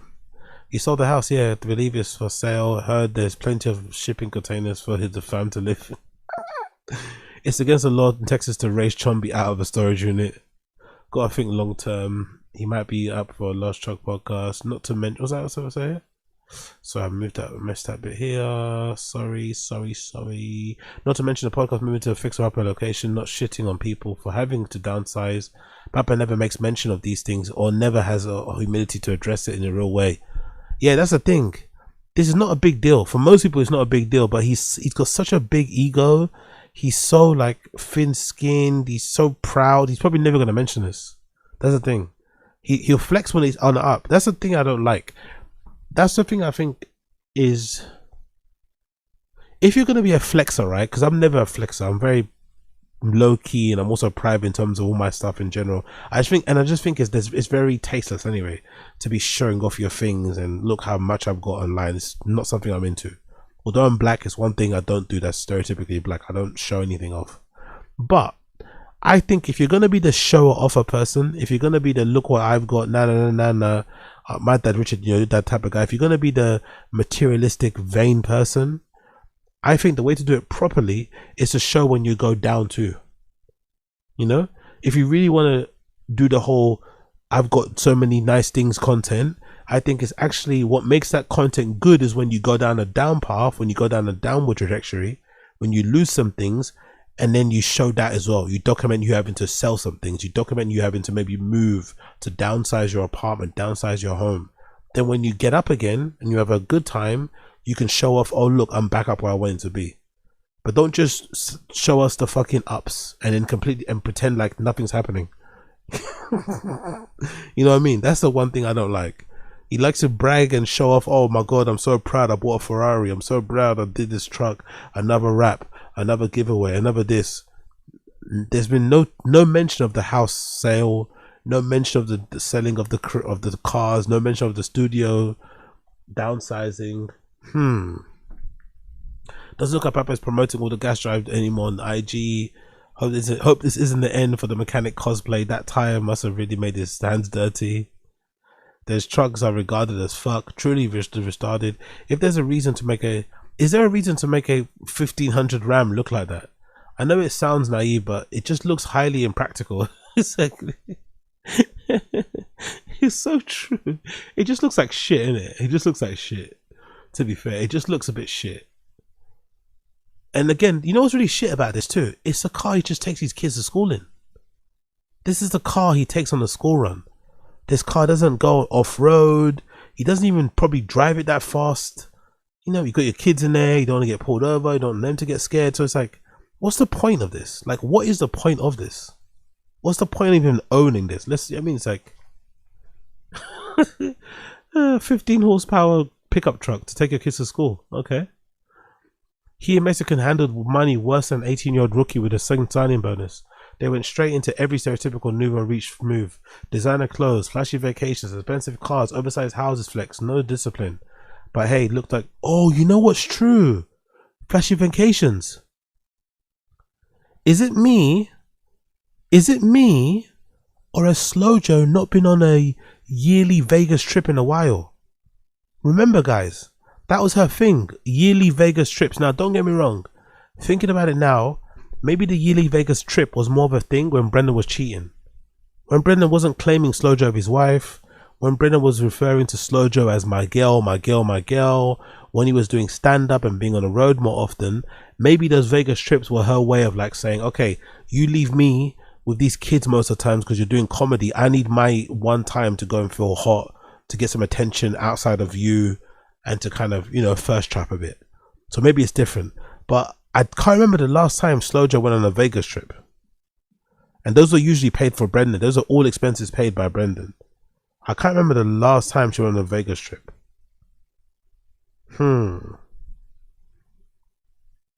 His wife's BBL is gonna be repossessed as crazy. The truck is atrocious looking. Best I can do is 500 plus to cover the title transfer. New carbon, yeah. Why did this idiot post this on his own FB and not an alias?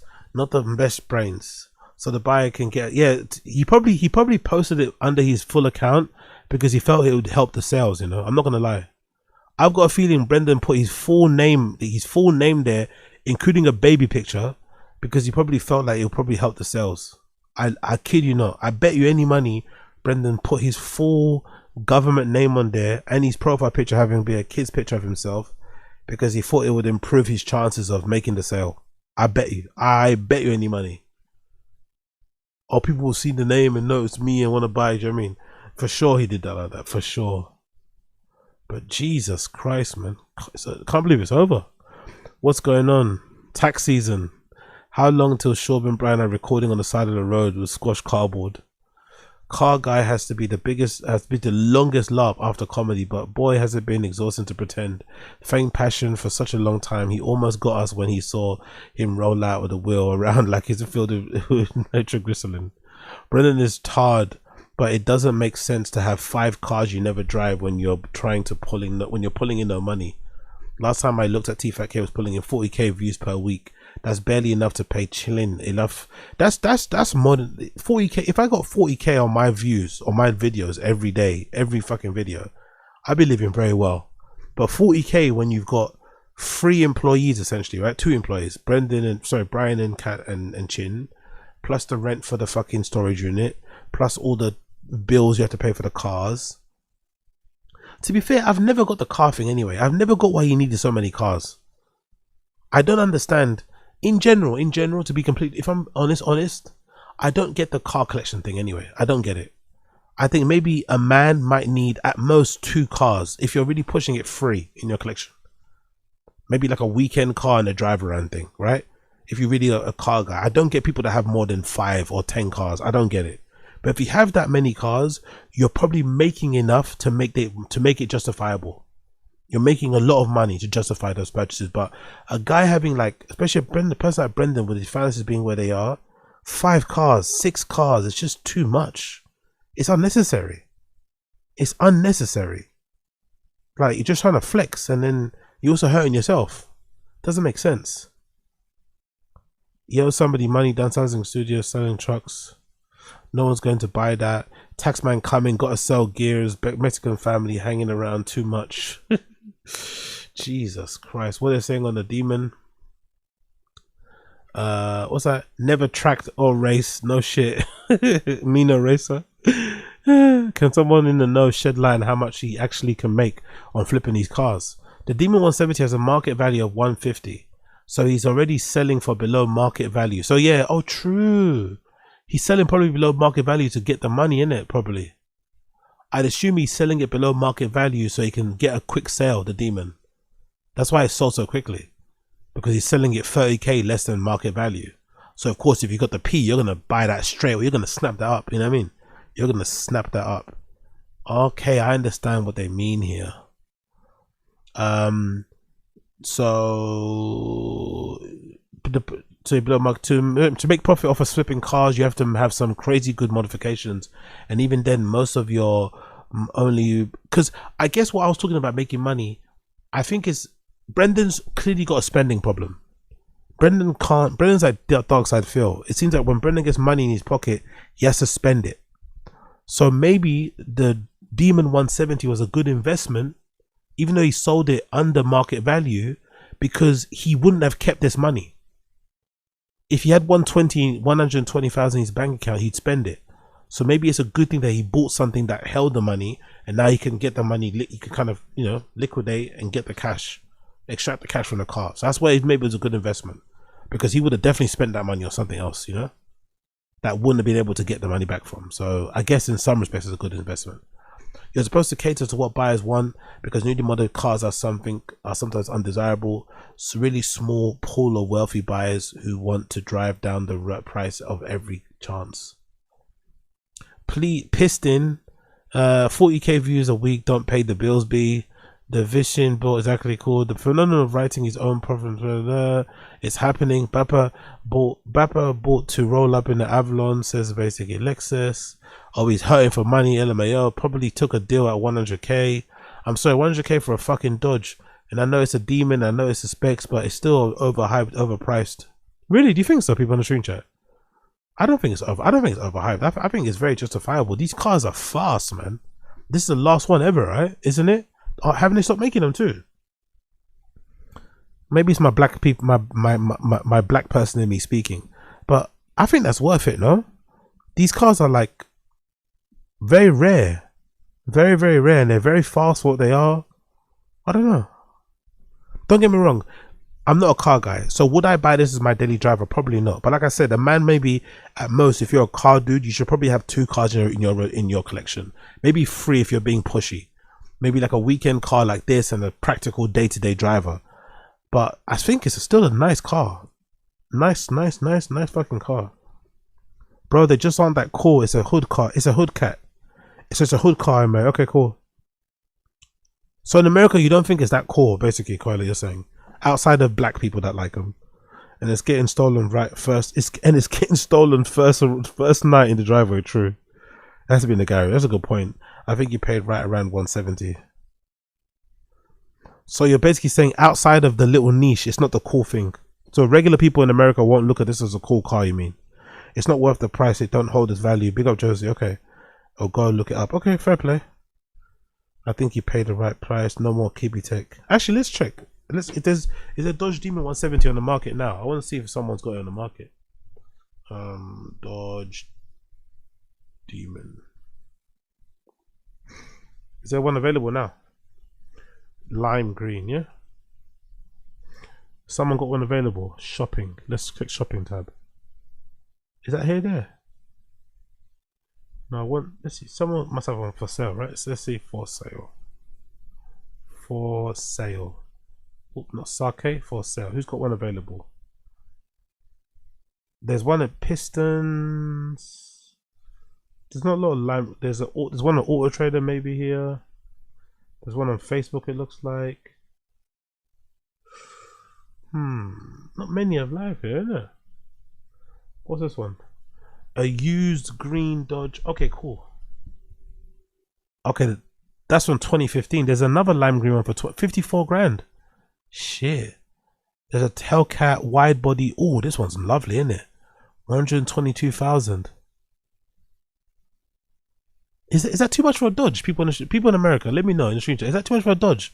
122,000. Is that overpriced? Is that paying too much?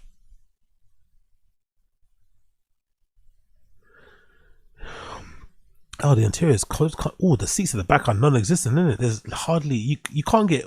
Why have the seats? What's the point of having seats in the back? There's literally no room.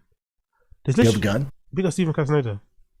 The Reddit just posted Brendan is getting sued for abandoning his lease for the Thick Boy Studios lol. No way. Oh my god, Brendan. Everyone that went to see him fail, you're probably so happy right now. Oh my god, let's check that out. No way. Where they say that? Oh my god. Guess who just got sued for abandoning the lease at Thick Boy? Oh my god. Oh my god. Oh my god. Superior Court of State, California, County Los Angeles. Sterling, what's that? Sterling Center defendants. Plaintiff is a Sterling Center Drive LLC. Plaintiff, there's a plaintiff. Defendant is Thick Boy Productions, a California corporation. Brendan Schaub does 1 through 20 inclusive. First course of action. Plaintiff Sterling Center Drive LLC is a limited liability company organized and existing under the laws of state of California. Sterling Center Drive LLC alleges a course of action for breach of lease against defendant Thick Boy Productions, including a California corporation that does 1 and 2. Defendant Thick Boy Productions, a California corporation was and corporation organized under was and is a corporation under California state law. Oh my god. What is it for? Breach of lease and breach of guarantee. What does that mean? In California law, what does breach of in California law, what does breach of lease and breach of, what's the other one? Is it guarantor? Breach of lease and breach of guarantee mean?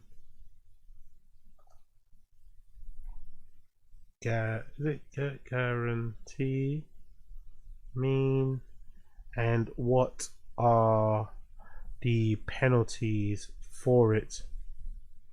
Penalties for it if the person is found guilty. Is it liable? Found guilty, liable or liable? Let's see what Gemini says. Oh no. In California, breach of lease or breach of guarantee are civil matters, not criminal, meaning you can't found guilty. Okay, cool.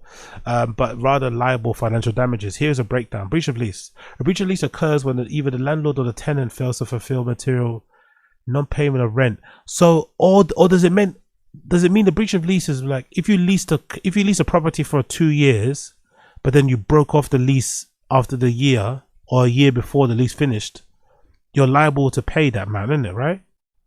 Let me just read it. A breach of lease occurs when either the landlord or the tenant fails to fulfill the material term of the rental agreement.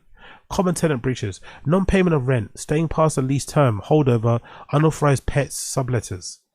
Common landlord breaches: failure to provide a habitual living space, violating tenants' quiet enjoyment, or failing to make necessary repairs. Potential penalties: under California Civil Code, if a tenant breaches the lease and abandons a property, the landlord can seek unpaid rent and any rent owed, future rent that would have been earned, mitigating damages landlords have power to mitigate, and eviction. Breach of guarantee: a breach of guarantee occurs when a third party fails to fulfill the promise to pay the tenant's obligation. Potential penalties: personal asset liability. Unlike a corporation or LLC, which might protect owners, personal guarantees put the guarantee's personal assets like bank accounts, cars, homes, equity. Debt responsibility: guarantor is often liable for the entire amount the tenant pays. Legal fees: most guarantees agreement includes a clause stating the guarantor must pay the landlord's attorney fees. Oh my gosh. When the shit gets shitter, it gets shitter. God damn, go. That's why the golden went live, isn't it? Now this explains so fucking much. This explains so much. But didn't they recently just go to Florida? Okay, this family with money. They didn't recently go to Florida for Tiger's game, and they went to fucking Florida Disney World and shit. Got to keep up appearances, in there. Isn't Sloja flexing something on the internet? I saw Sloja flexing. What's she flexing? What's she flexing on social media?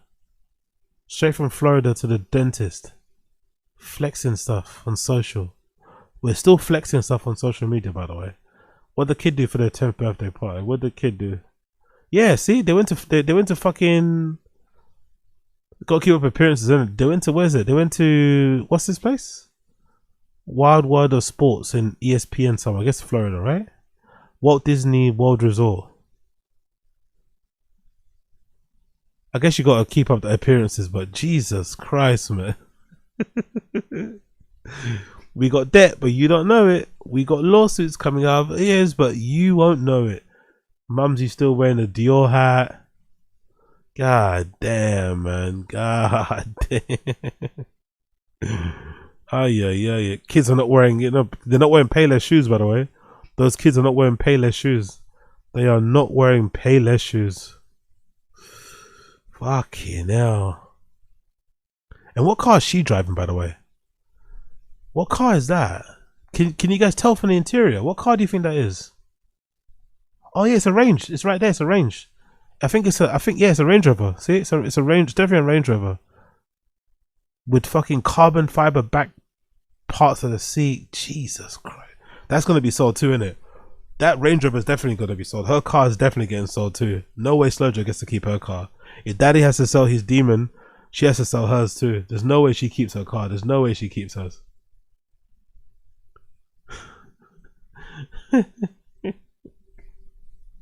It's kind of funny. I'm not gonna lie. It's kind of funny. It's kind of fucking funny.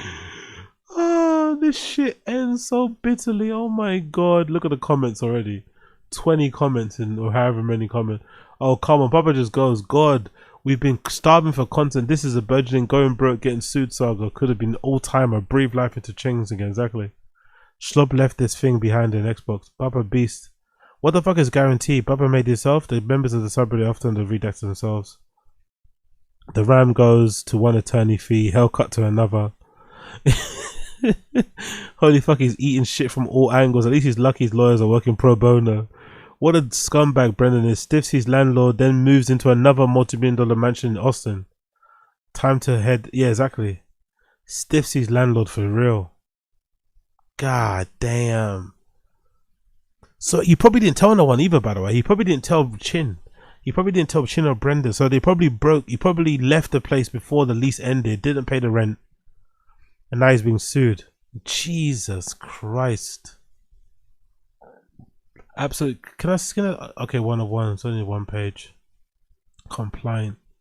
God damn. God damn. Absolutely crazy. So yeah, so you got the lawsuit with what? Unique lawsuit, BGO lawsuit, and this. BGO lawsuit, unique lawsuit, and this. God damn. The first two he's paying his fees. This one's gonna have to pay probably their attorney. Fucking hell. Brendan, man. Brendan. What are you doing, brother? What are you doing? Get the bad time for questions, by the way. Bad time to want questions. Bad time to want DM questions. Fucking hell. This guy. This fucking guy. Okay, cool. Powerful bunch. Yo, big up. Landlord is Lord Max Singh. Papa's getting Lisa mugged. Just her activity. Landlord Couldn't is be Lord me. Maxing is fucking crazy. Oh yeah. Landlord is Lord Maxing.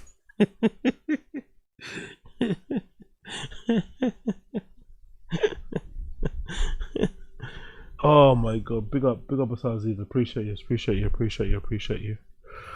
Okay, cool. Let's move on. We done that, right? Let's move on. We done all the Dodge talk. We done the Dodge talk, right? We finished the Dodge talk, haven't we? I think. Probably got deal. Why would the fuck would you buy a Demon if you were him? That's fuck you money. He never closed it. Exactly. That's what I said. He doesn't. Why does he live like that? Why does he try to live like he's not? Like he's living above his means. And you got a family. You do that when you're single. You live above your means when you're single. When you're a bachelor, you live above your means. You try and show off and show a particular thing. You don't live above your means when you got a family. Like he's trying to live like he's literally a retired quarterback from like a NFL team that he did like a few years with. Like you're not that level, brother. Like just he could have one Porsche. He could probably have one Ferrari. He could maybe have one fucking truck, but seven cars. Why do you need 7 cars for? He doesn't go anywhere anyway. Brendan, he's not even like Brendan's like one of those guys that drives his cars loads. He gets miles in. He goes cross country or goes on like long drives. He doesn't do any of that. He barely drives his car. He literally, I bet he spends most of his time he spends in his cars. He spends them going on a school run. I don't understand it, man. It's such an excess, such an unnecessary excess, in my opinion. Unnecessary excess. Yes, it was. I don't think he understood how popular he was 6 years ago. True. He was athlete rich, not fuck you money rich. That's why he's broke now. Selling the house, selling the car, relocating to a fixer-upper studio.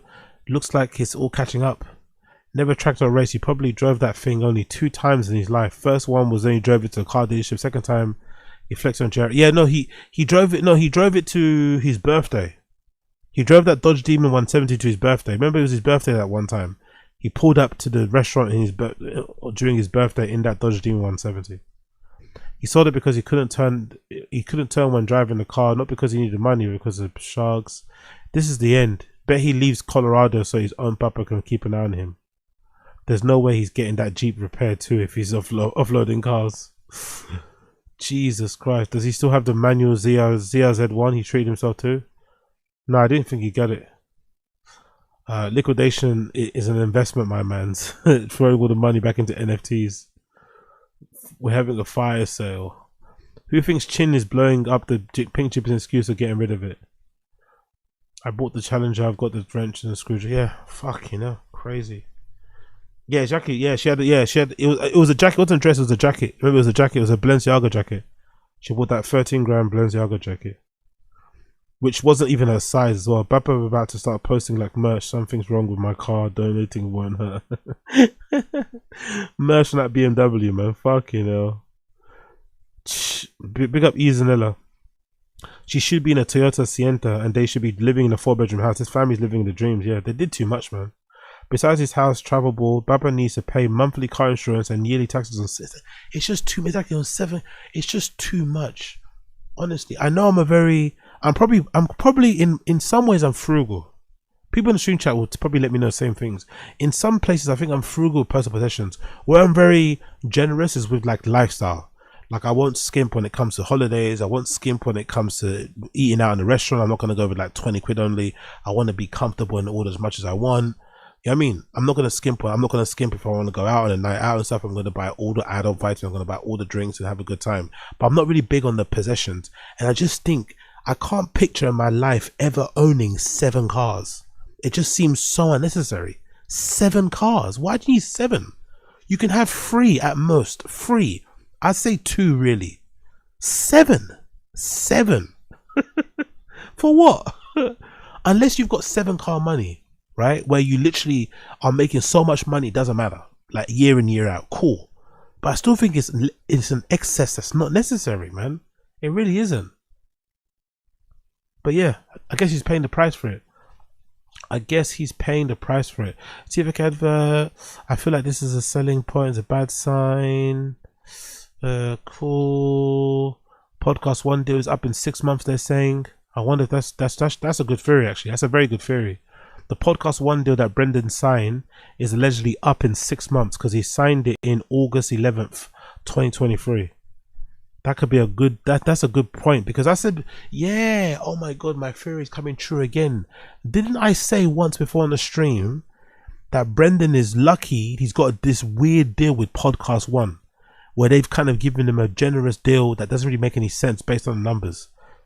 And plus, if I remember correctly, Podcast 1 have this thing where they pay the podcasters before. Like, it's like a weird thing. You don't get paid via the amount of listeners. They kind of just pay you a flat fee, which other, obviously, advertisers don't. You usually paid via how many people use your referral link and shit. So he got that really good deal with Podcast 1 because him and the founder are friends and whatever. But if that deal doesn't get renewed, they're going to be fucked because no one's going to give them the terms that they got on Podcast 1. They got a really good terms on Podcast 1 because they were kind of grandfathered in or whatever it may be. But if they have to find another podcast advertiser, whatever, to partner up with, they won't give them the same sweetheart deal. So that might be the reason why they're having to offload things, because there's not a lot of guaranteed money coming in anymore. That's a really good theory. I like that one. Fucking hell. Fucking hell, mate. It's all going tits up for Brendan. Powerful bunch. Big up Salah Z, big up Salah Bob Z. living like a and who just did a PPP loan scam. Yeah, exactly. Lime Green exactly. Dodge Challenger and all.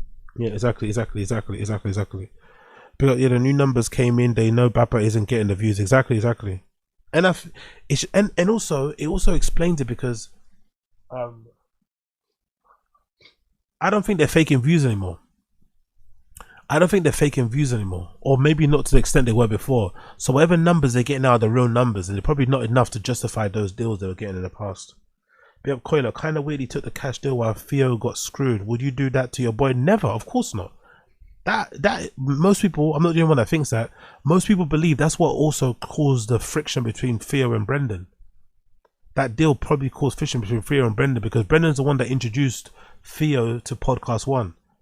And then he gets there, and during the time when he's doing very well, they stifle him for that money. And he still, I don't think he got it in the end, to be fair. I don't actually think he got the money in the end. I don't think so anyway. He never spoke about it anyway. But I don't think he got the money in the end. Crazy, man. It's all falling apart. It hasn't lasted that long, isn't it? This truck thing hasn't lasted that long, has it? I don't think it's lasted that long. It hasn't lasted that long. King shocks, you know. Fucking hell. This truck thing hasn't lasted that long at all. It's all gone tits up pretty quickly. It's all gone tits up pretty fucking quickly, man. It's kind of wild how fast this happened. I feel like it would have lasted a bit longer. I feel like it would have been around a bit longer with this whole truck lark, but I guess not. I guess fucking not. What more truck things we have here? Oh yeah, what happened to that show, by the way? What happened to that show? What happened to this? What happened to this? Gearhead's Gone Wild. He's going to be a presenter of some show. What happened to that? What happened to that fucking show? What happened to that alleged show, mate?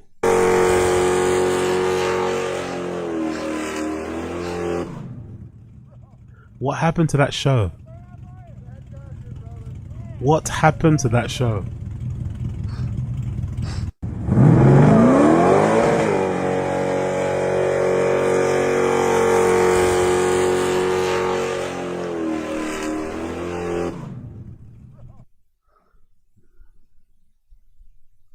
Yeah, what happened to that show? What happened to that show? Who's Mr. Zachary? I don't know who that is. Who's that? Oh, Mr. Zachary in a minute. What else we got here? Is that another truck thing? Look at that. Remember this? Look at this. Even the shoes he's wearing, honestly. The fucking LARPing. The fucking LARPing as a mechanic, man. So cringe as a gear. Look at the he's wearing fucking cons. They look brand new, by the way. They look like he just bought them recently. They look fucking brand new. No more Jordan's expensive shoes. Let's put on some regular guy clothes, you know? A regular guy outfit. Oh, I love this guy so much. I love him so much. Quick, take a picture of me. Take a picture of me carrying this. Car guy. Oh yeah. Honestly.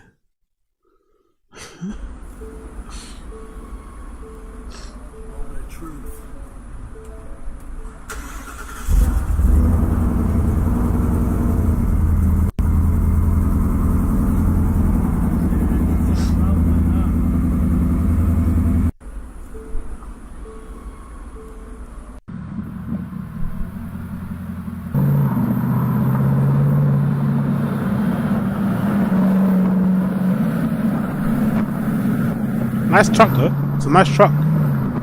That's probably the best looking one he has. But look at the size of it though, compared to all the other cars on the road. This is so obnoxious to drive around though, isn't it? Look at the size of the truck compared to all the other cars on the road.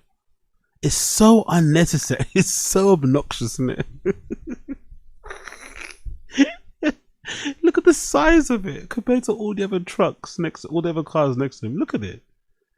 Why do you need that? Like, why do you fucking need that?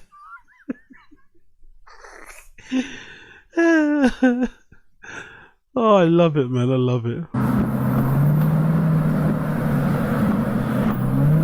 It's a nice one, though. I think it's the best one. That's the best one, to be fair. That's probably the best one. That's probably the best one. That's probably the best one.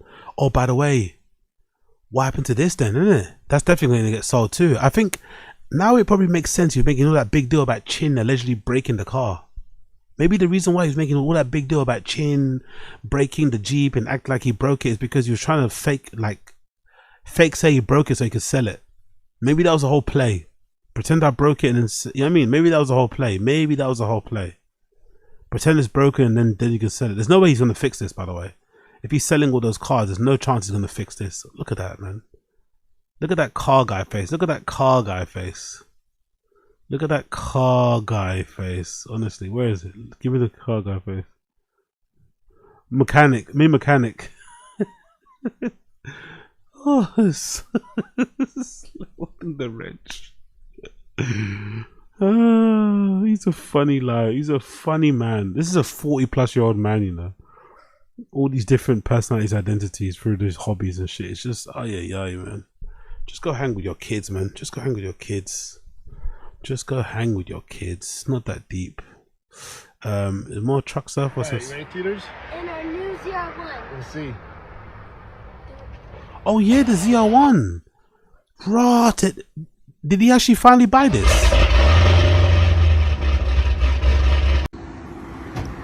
Oh my god, I forgot about this. He bought this. Did he actually buy it or not? Fuck, how many cars did this guy? No wonder he's going broke, man. No wonder he's going broke. Oh my fucking god, I forgot about this one.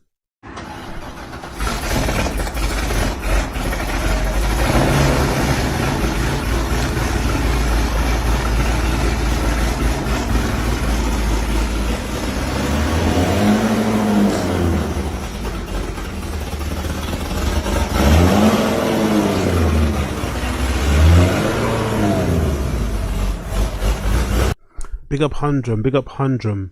He's probably getting sued because the landlord spent their money to remodel the studio according to specifications, banking on a long lease to recoup. Ah, good theory, Hundrum. Good theory, Humdrum 1. He's probably getting sued because the landlord spent their money remodeling the studio according to the specifications, banking or whatever on a long lease to recoup, and now he's broken that lease. Good, I like that theory. He has as many fans as Rogan and hairs on his head. Can't believe all the truck giveaways were a scam. What am I gonna do with my THICCC merch? Big up Ace on the Zeus. Jesus Christ. Kind of weird, yeah, exactly. That's a very good. I like that. Big up Black American. He should have just doubled down on the Thick Boy brand and opened a couple burger donut shops. Rogan would have been their perfect opportunity to expand. Yeah, fucking hell. I forgot he's got this ZR1, you know. So many unnecessary cars. God damn. 2, 1, go T. Just jump. Good, great parenting, by the way. Great parenting. That kid nearly banged his head on the side of that brick. Great parenting, by the way. Great parenting. That was so close to him. So close to that being a fucking tragedy. 2, 1, go T. Jesus Christ. 2, 1, go T. Just jump. Fucking hell, that was close. That was too close for my liking. Jesus Christ. But yeah. Feels like a long time, innit? It feels like a long time, this cover. It feels like a long time ago, this cover. It feels like a long time. Does he still have this car, brother? Does he still have this? Does he still have this vintage Hummer? Does he still have this vintage Hummer? Oh yeah, Sig Motorsport. Isn't that his company? That's his, right? I'm pretty sure this Sig Motorsport thing is Brendan's, no? Or am I bugging out? What happened to this? What happened to the vintage Hummer? What happened to the vintage Hummer? Oh, no sound. I'm pretty sure Sig Motorsport is Brendan's. I think this is Brendan's, no? I think Brendan part owns this company. I'm pretty sure he does. I'm pretty sure Brendan part owns this fucking company. We snuck out of the factory. Big blocks on Brendan. Brendan and the Sig Motorsports crew wasting no. Yeah, I'm pretty sure he owns Sig Motorsports partly. I'm pretty sure he does. We're looking to fill multiple fabricator positions immediately, starting with 40 hours per week. So they're looking to hire new people. So they're doing okay. They're hiring at the moment.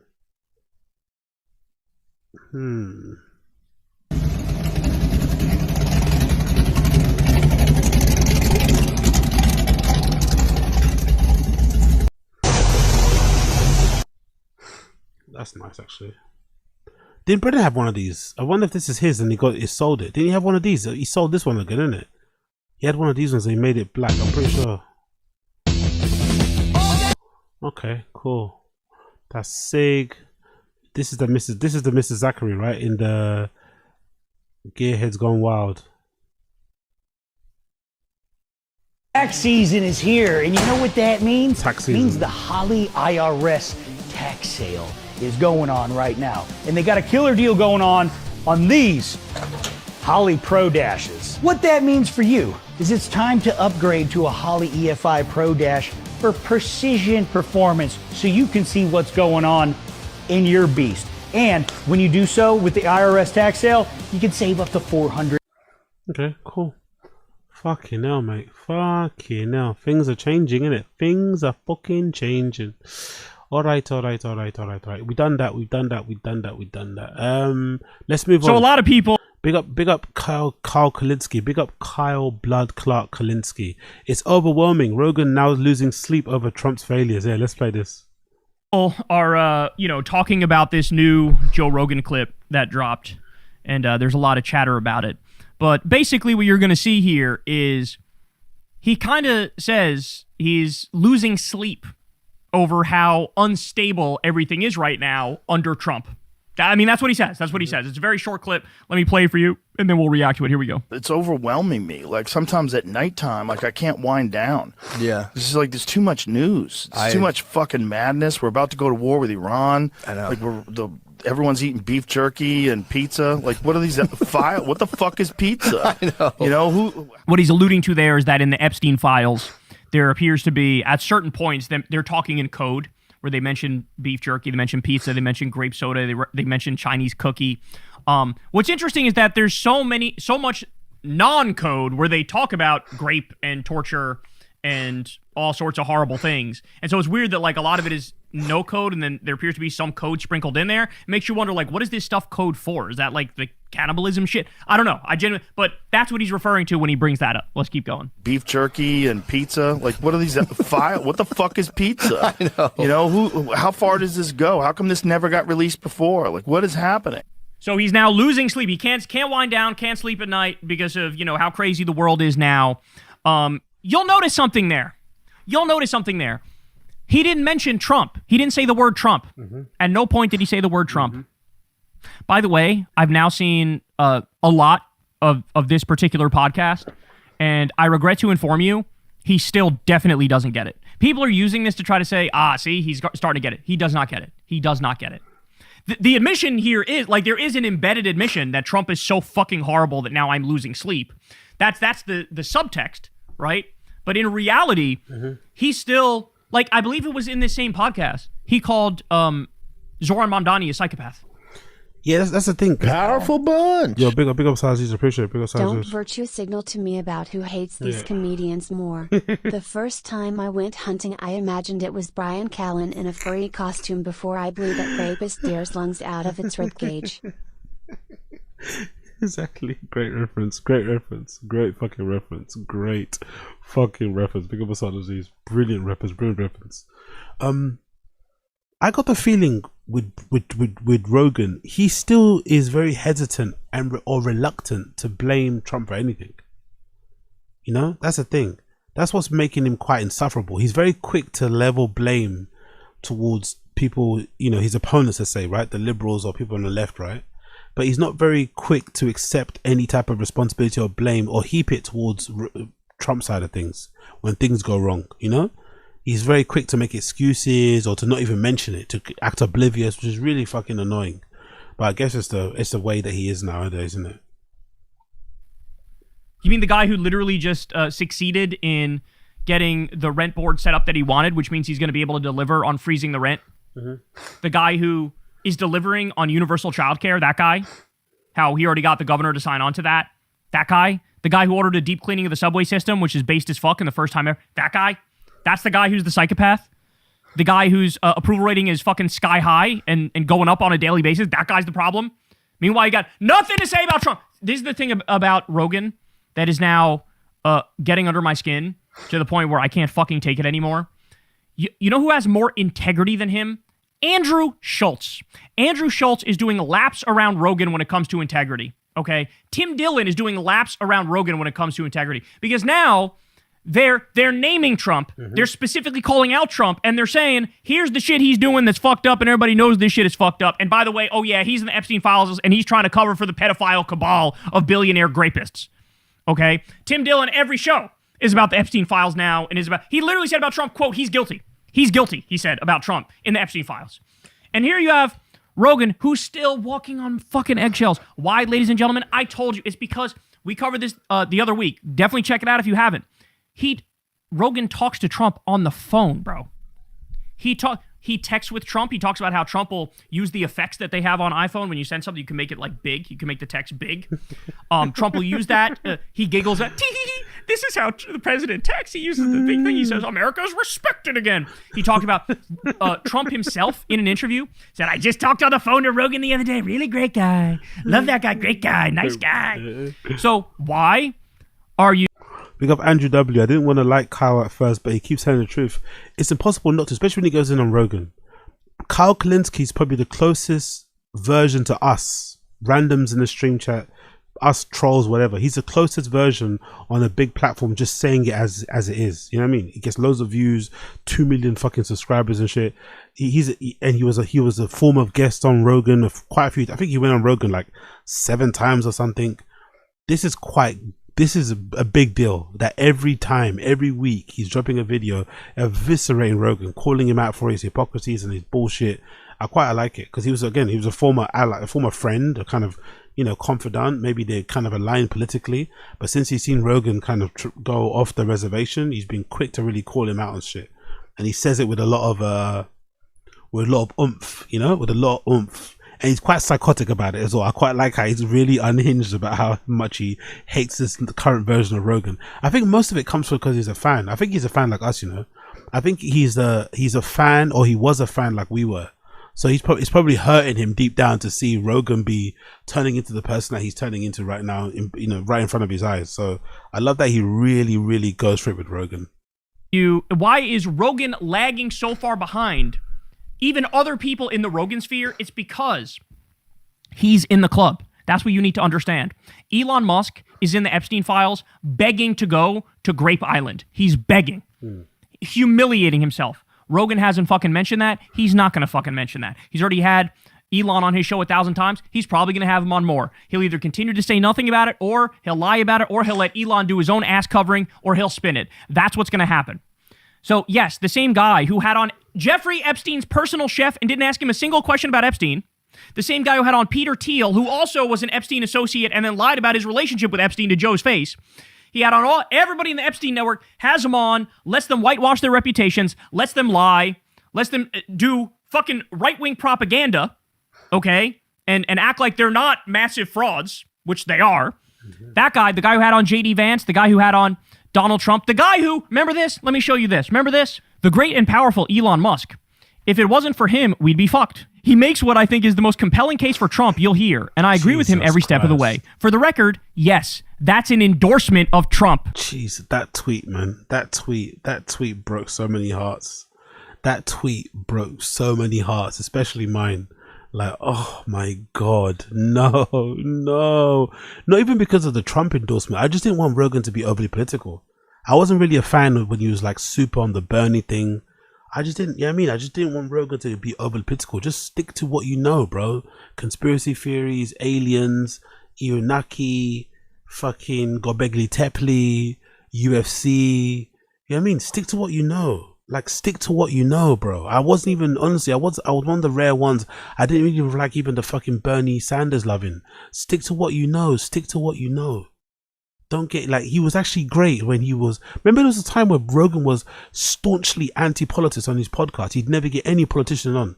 He'd have guests talk about politics, right? Regular people could talk about politics, but he'd be staunchly against having politicians on his pod because he said he didn't want them to like co-opt his platform and use it to kind of like sway something, or like he didn't want to be used as a pawn, right? He didn't want to be used as a pawn.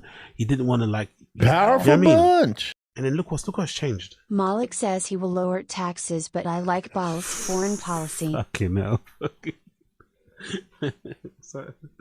I can't even do it because my fingers are fucking busted up. But you know, yeah. Big up Asada Zoo. Big up Asada Zoo. Oh. Joe Rogan said. That's an endorsement of Trump. He's responsible for this feeling that he has where he can't go to sleep. He's responsible for the world being in this shape. He's responsible for the upcoming war with Iran.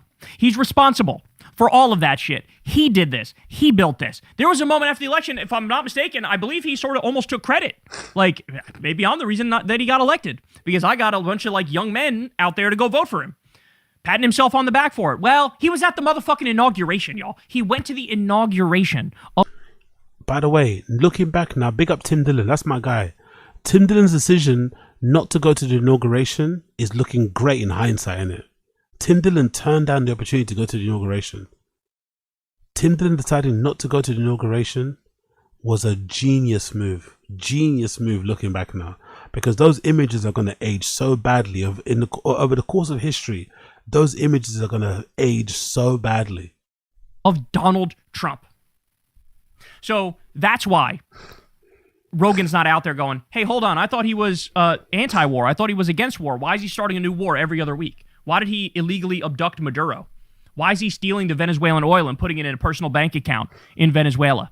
Right? Why are you doing war with Iran? You already bombed them once. You're going to bomb them again? I thought you were the anti-war guy. What's going on here? Wait, I thought you called out Hillary Clinton for corruption all the time and the Clinton Foundation for their corruption all the time. Why are you doing these crypto deals all over the place and doing deals with the Saudi government and the Israeli government and violating the emoluments clause of the Constitution and taking all this money from foreign governments and doing their bidding?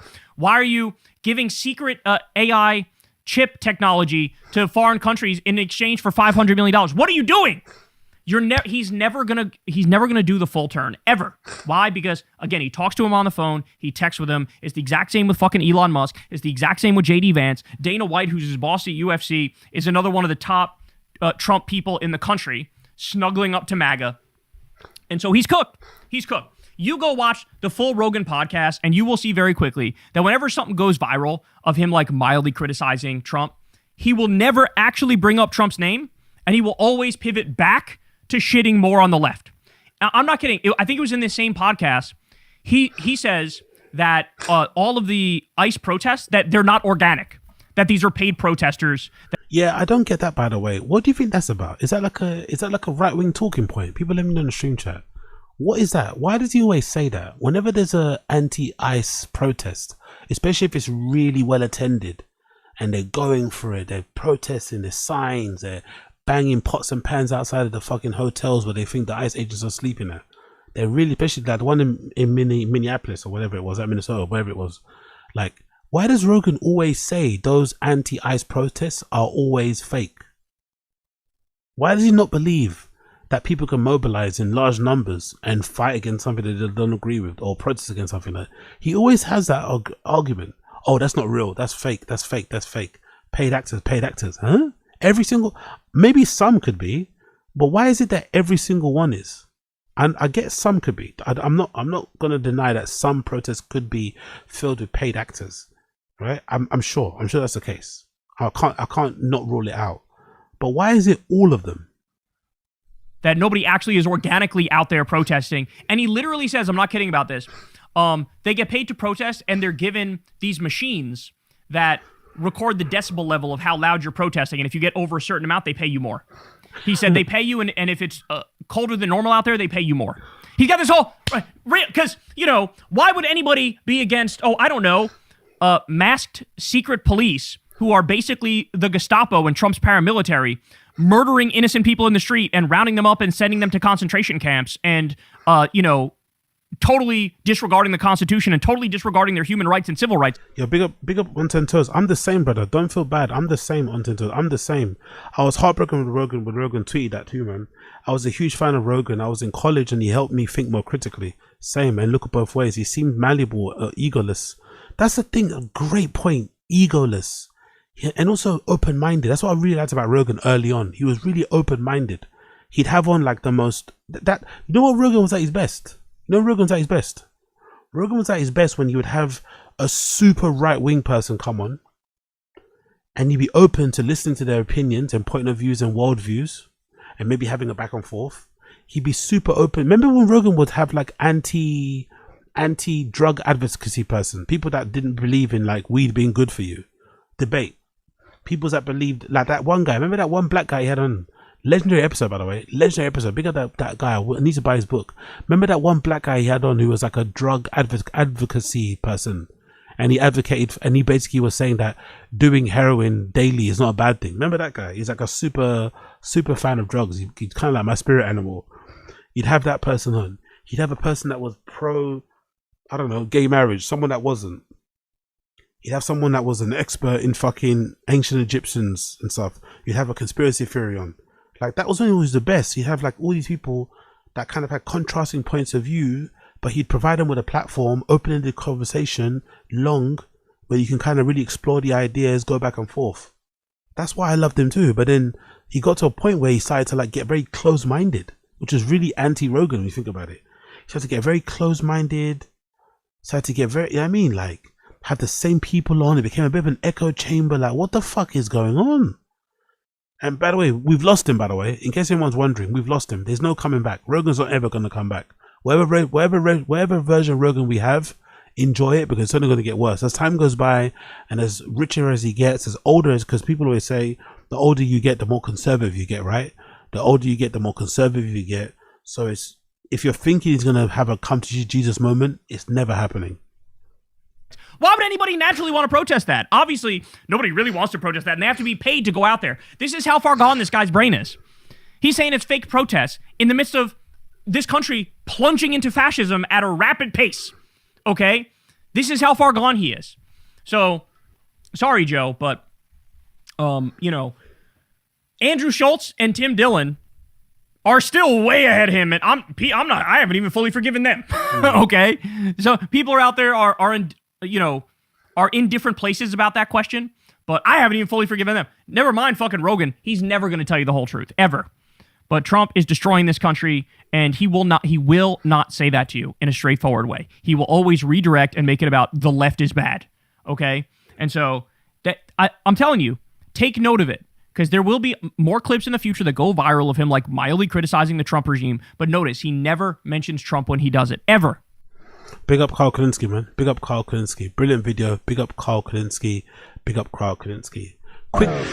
Let's do a quick Schaub show before we go into Tfatk clips. Let's do a quick Schaub show. I'm curious to see if there's any update on his life.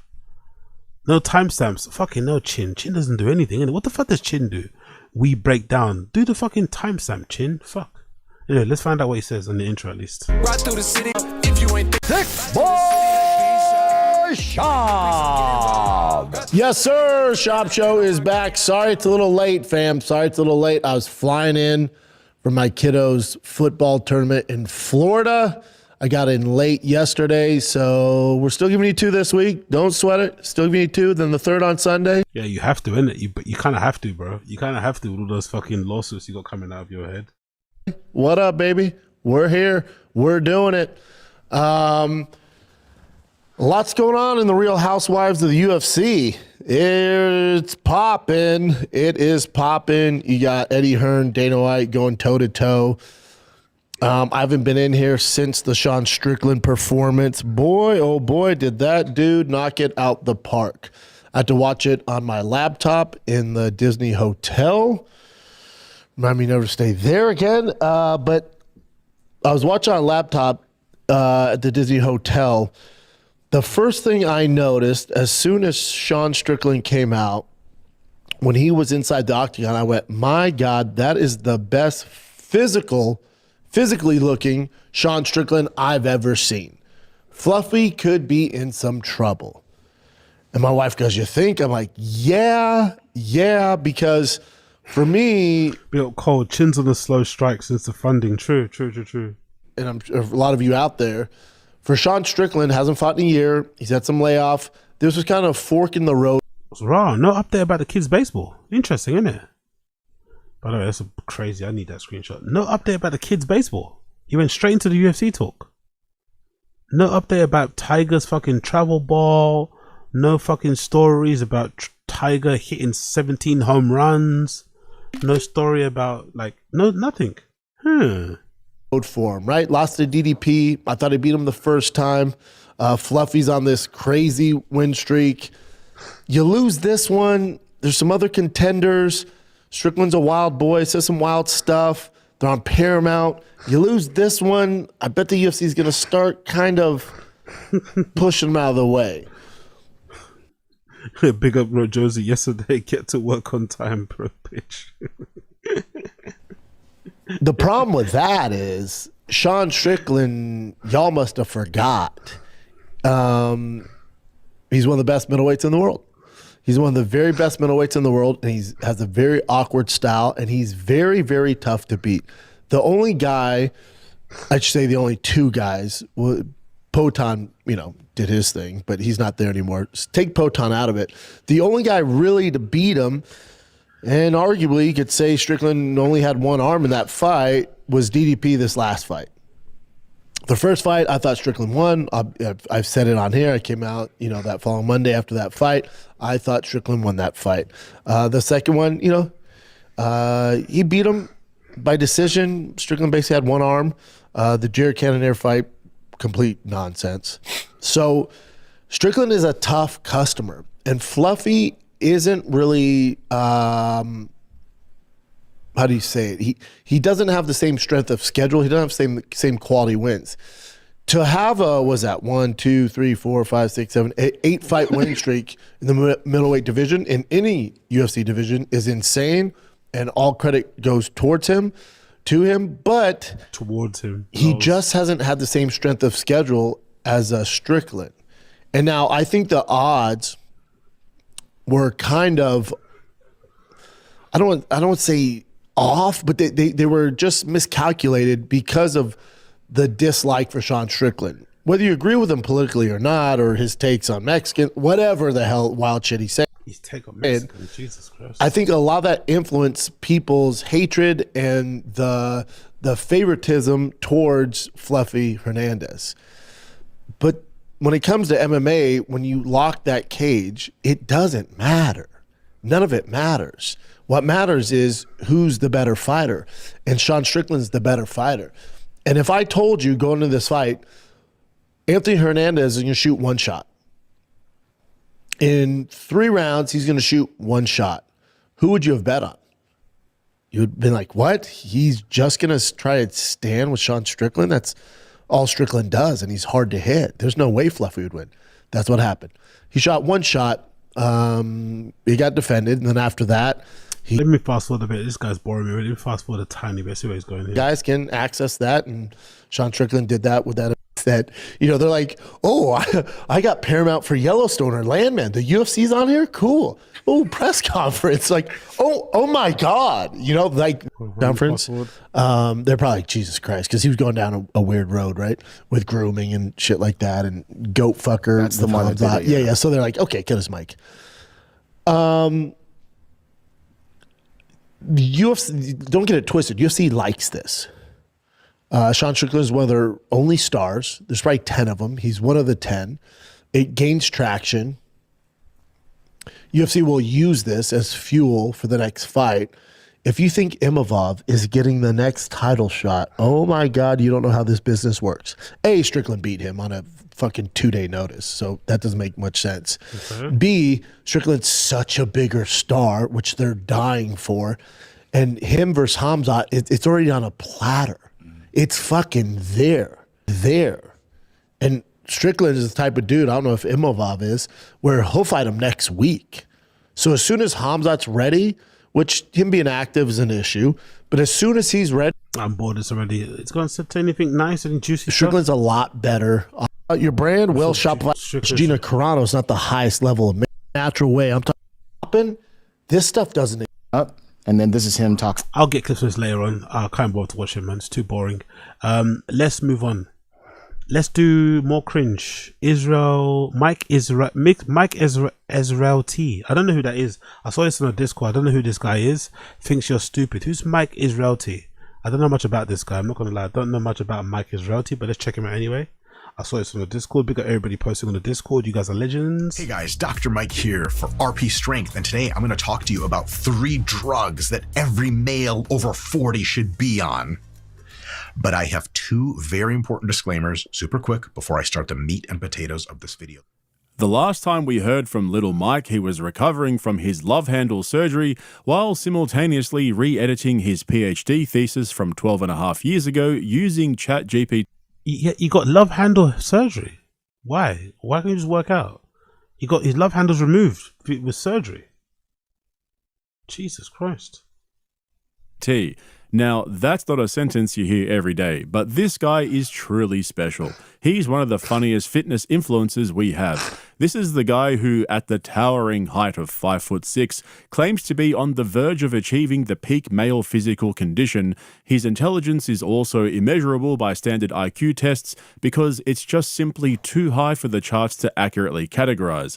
We're talking a proper Renaissance man here. Okay. Incidentally, his YouTube channel is called Renaissance Periodization because, you know, it just rolls off the tongue. But after losing tens of thousands of subscribers over the past few months, when it came out that his PhD thesis was full of errors and didn't actually make any sense, he's trying to claw his way back to relevance using the most tried and tested method on YouTube, a bit of the old clickbait. And look, we all exaggerate titles and seek maximum performance out of our thumbnails. There's nothing new there, but Little Mike's shit fuckery on one of his latest videos takes it to a whole new level of dishonesty and engagement farming. The video in question is titled 3 Drugs Every Male Over 40 Should Take, and the thumbnail is him posing in a G-string with his freshly butchered love handles. In the background you can see a bunch of vitamins scattered on a table. So if you're a health-conscious guy looking to stay jacked and healthy like it suggests on that thumbnail, then I guess you're in the right place.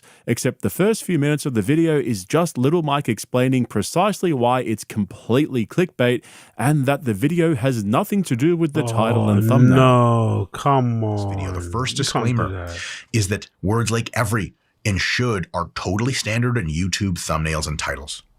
Scott, are we going to use every or should? We probably are, huh? Yeah. Yeah. Here's why we're doing that.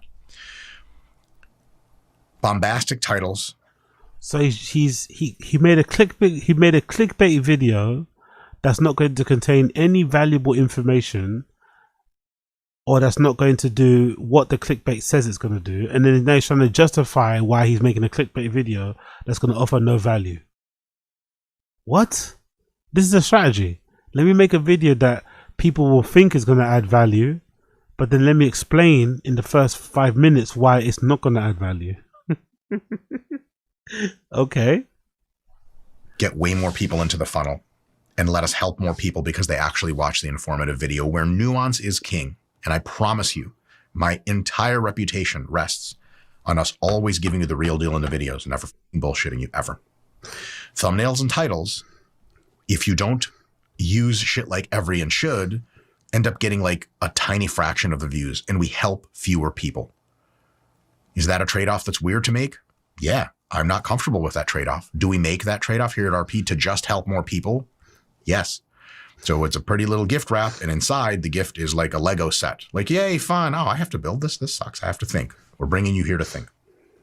So every and should are just absolutely not true, because the reality is every single recommendation is individualized and nuanced. But should very many men over 40 highly consider taking these 3 drugs with the consultation of their doctor? Absolutely. So the core claim is 100% factual.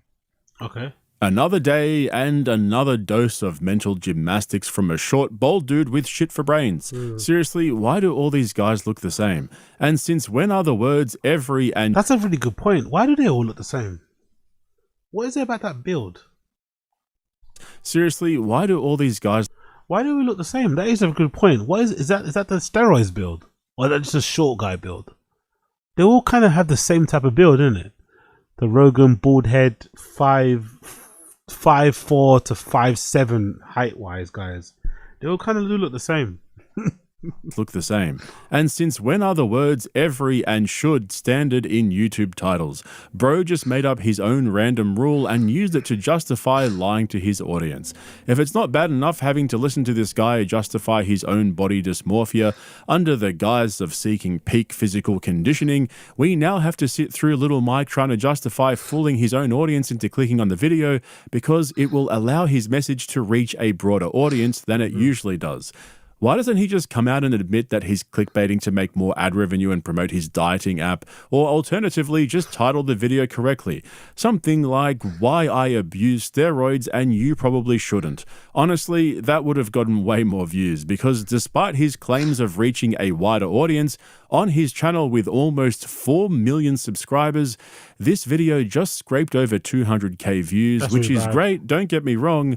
However, when you compare it to his other videos with relatively normal titles and thumbnails, it doesn't seem to have done much better. In fact, it did a lot worse than most of his reaction videos. And that might have something to do with the bad like to dislike ratio and the fact that most of the top comments are calling him out for promoting potentially harmful substances that clearly not every male over 40 should be taking.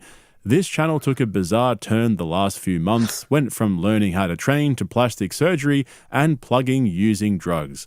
A drug addict tells me I too need drugs. Mike forgot the fourth most important supplement, money. Yeah, I'm not going to do that.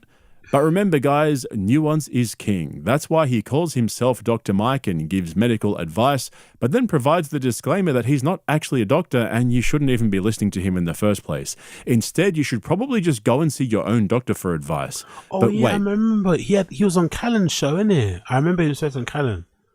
What's he famous for? Is he famous for like bodybuilding or something? I don't know this guy at all, content wise. But I remember he was on Callan's podcast. Make sure you watch his video first. This video is not medical advice. It is very important for me to say this. You don't go run tell that and get a bunch of drugs yourself and start pinning yourself in the eyeball with trend needles, which is fun as a separate hobby, but does not enhance your health, longevity, vitality, muscle mass, or any of that stuff. Everything you do with these drugs should be prescribed and approved and monitored regularly by your doctor and your doctor only. These are just ideas that I'm sharing with you that I think are better than not. You want to talk to your doctor about them, by all means. And if not, no big deal. I'm not a medical doctor. I have a PhD, not an MD, not a DO. Even if I had an MD or a DO and I was a licensed medical doctor, I still can't give you advice on what drugs to take and you just go and take them, because your relationship with your own healthcare provider is the number one only way these things can happen. That being the case, got it out there. I'm sure this will, all the stuff I just said, Scott, is going to get clipped right out, and it's just going to be me saying crazy shit. That's how the internet works. So let's get down to business. Yo, big up Get This dude believes in genetic racism. Oh, Jesus Christ. Okay, one of those guys. Okay. Yikes. His videos started to pop up on this year. Big up Easonilla. He's just a science-based lifter. Big up BBY John. Dude was always flooding my shorts for some reason. Okay, big up John Ray. Okay. So after listening to the 5-minute disclaimer to start the video, we've now learnt that our trusted Dr. Mike fooled us on purpose, but it was for our own good though. What a guy. He knows what's best for us because he completed an incoherent PhD 12.5 years ago. Oh, and he's a genius, remember?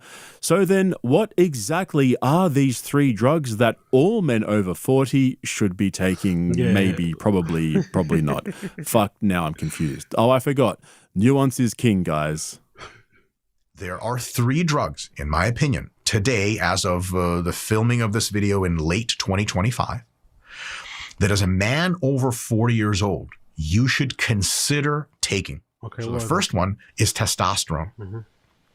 If you are producing less than a moderate high amount of testosterone, the young virile male average, if you get your testosterone up into the high normal range as a person in their 40s, and if you're a male in their 40s, it's probably not there right now. Only blood work can tell. You're going to probably have a number of benefits. Growth hormone is our number 2 drug. So we got testosterone, now we have growth hormone. Okay. In folks that have lower growth hormone levels, especially over 40, growth hormone supplementation can have a host of really legit benefits. We got testosterone, we got growth hormone. What's number 3? Tirzepatide. Tirzepatide is our third horseman of the over 40 anti-apocalypse. Tirzepatide gives you unbelievable benefits as a male over 40. So can we address the elephant in the room here?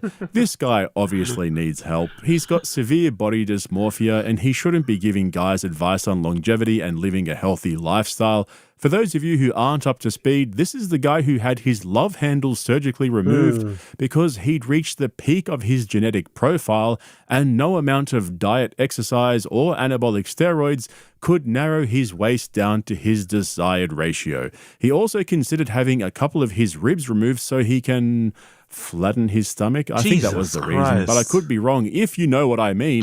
All jokes aside, the entire premise of his video is completely flawed. He fancies himself as this sort of modern Renaissance man, the jacked professor who's here to help you become the best version of yourself, except there's almost nothing appealing about the way he looks. And if the clickbait wasn't bad enough, once he's finished advocating for recreational steroid use, he then drops the biggest disclaimer in the entire video. Oh, by the way, guys, none of this is relevant unless you're already living an optimal lifestyle. I'll leave it there for now. Big up Mike ISRAELTEL. Big up Mike ISRAELTEL. Check him out if you want. It's on More Cringe. There's the fucking title of the video. You know where he's at. Big up More Cringe. Big up More Blood Clot. Cringe. Cool. TFAT time. TFAT time. TFAT time. Let's start with video one. Video one. Baba's late for the first time in a long time. Brendan is late for the first time in a long time. Just waiting on SCHAUB, everybody. Just waiting on SCHAUB. What's going on? Nothing much, dude. How you been? I feel like I haven't seen you in a while. I was in the Bahamas doing a gig. Were you? Yeah. And you know, it's a resort. Now here's the thing about the Bahamas when you go to Baha Mar or something. The prices in the Bahamas are every bit as expensive as New York and London. Yeah. Oh yeah. You'll pay top dollar for that coffee, sir. And then you'll pay a VAT tax. And you're not getting out of there. You're not getting out. How many drinks you want? You want to go to the bar and have a couple drinks? Thank God I don't drink, but let's hear it. Yeah, let's just say we have a margarita and a beer. That'll be $52. And I'm not joking. Get the fuck out. That'll be $52. You want 4 drinks? That's reasonable. Couple drinks each. That'll be $100, sir. One thing I've noticed, men who don't drink will always let you know they don't drink, innit? Men who don't drink will always let you know they don't drink. You can't just live you don't. Every time someone mentions alcohol, you don't have to always mention you're not drinking. You could just not drink. You know, it's not that hard. Like it's like that thing about CrossFit, isn't it? Like, how do you know someone does CrossFit? Don't worry, they'll tell you. You know, like it's like Jesus Christ. Always mention, oh, it's a good thing I don't drink. It's like, all right, buddy, congratulations. Pat yourself on the back. So Brendan was late. Now we know why. He went to Florida, partly because I think his kid has some sort of game there for baseball. Maybe also because they wanted to take their kid to Disneyland. I don't know. But they went to fucking baseball. I find it interesting that he didn't fly back in time. This is going to be it's going to be a bit of a stretch. It's going to be a bit of a stretch, but hear me out. I wonder.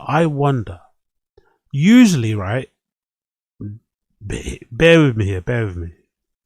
In Europe or in the UK, if you want to get a flight back home early so that you can still have your work day, like for instance, if you want to fly back on a Monday and land in London like 7 a.m., 6 a.m. or something, so that you can still make it to work on a Monday, so you don't have to like take a whole Monday off and take away more of your vacation days, it usually costs more money. Don't know if it's the same in America, but if you want to fly back home earlier on the Monday morning or really late at night on the Sunday, it's going to cost more because they know those flights are the ones that people want to take so they can arrive back home and then have enough time to go to work without having to take an extra day off. So I'm wondering, did Brendan take a later flight, know he was going to come in late for the recording because he couldn't afford to take the earlier flight to record earlier? Is that a stretch?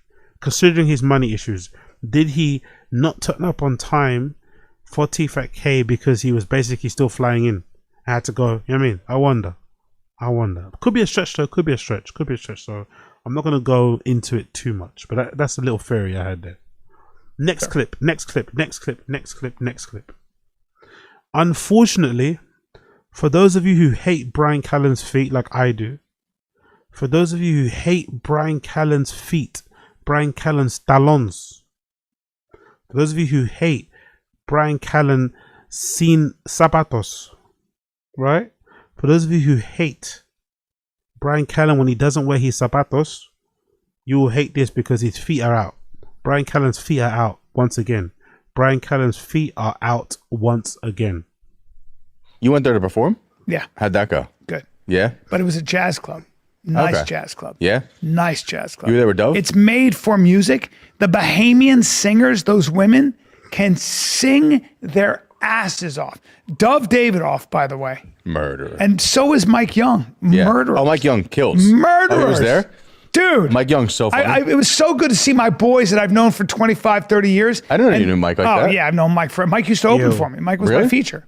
And Mike would always, like, Mike was the guy who would come off stage and I would hear people say, you should have been the headliner to him. Yeah? He was that good. That's insulting. When you're No, but I love it because he Yeah. just makes the show better. Mhm. And so Mike gets up and it's just a bunch of people that are there. It's a weird venue. It's not for comedy. It doesn't matter. Dove gets up and absolutely murders. I'm watching him, just remembering how good he is, that motherfucker. He can just do anything. He could also just like. I don't get it, man. I don't get it. You record a podcast. All you have to do, the bare minimum you have to do is get dressed. The bare minimum you have to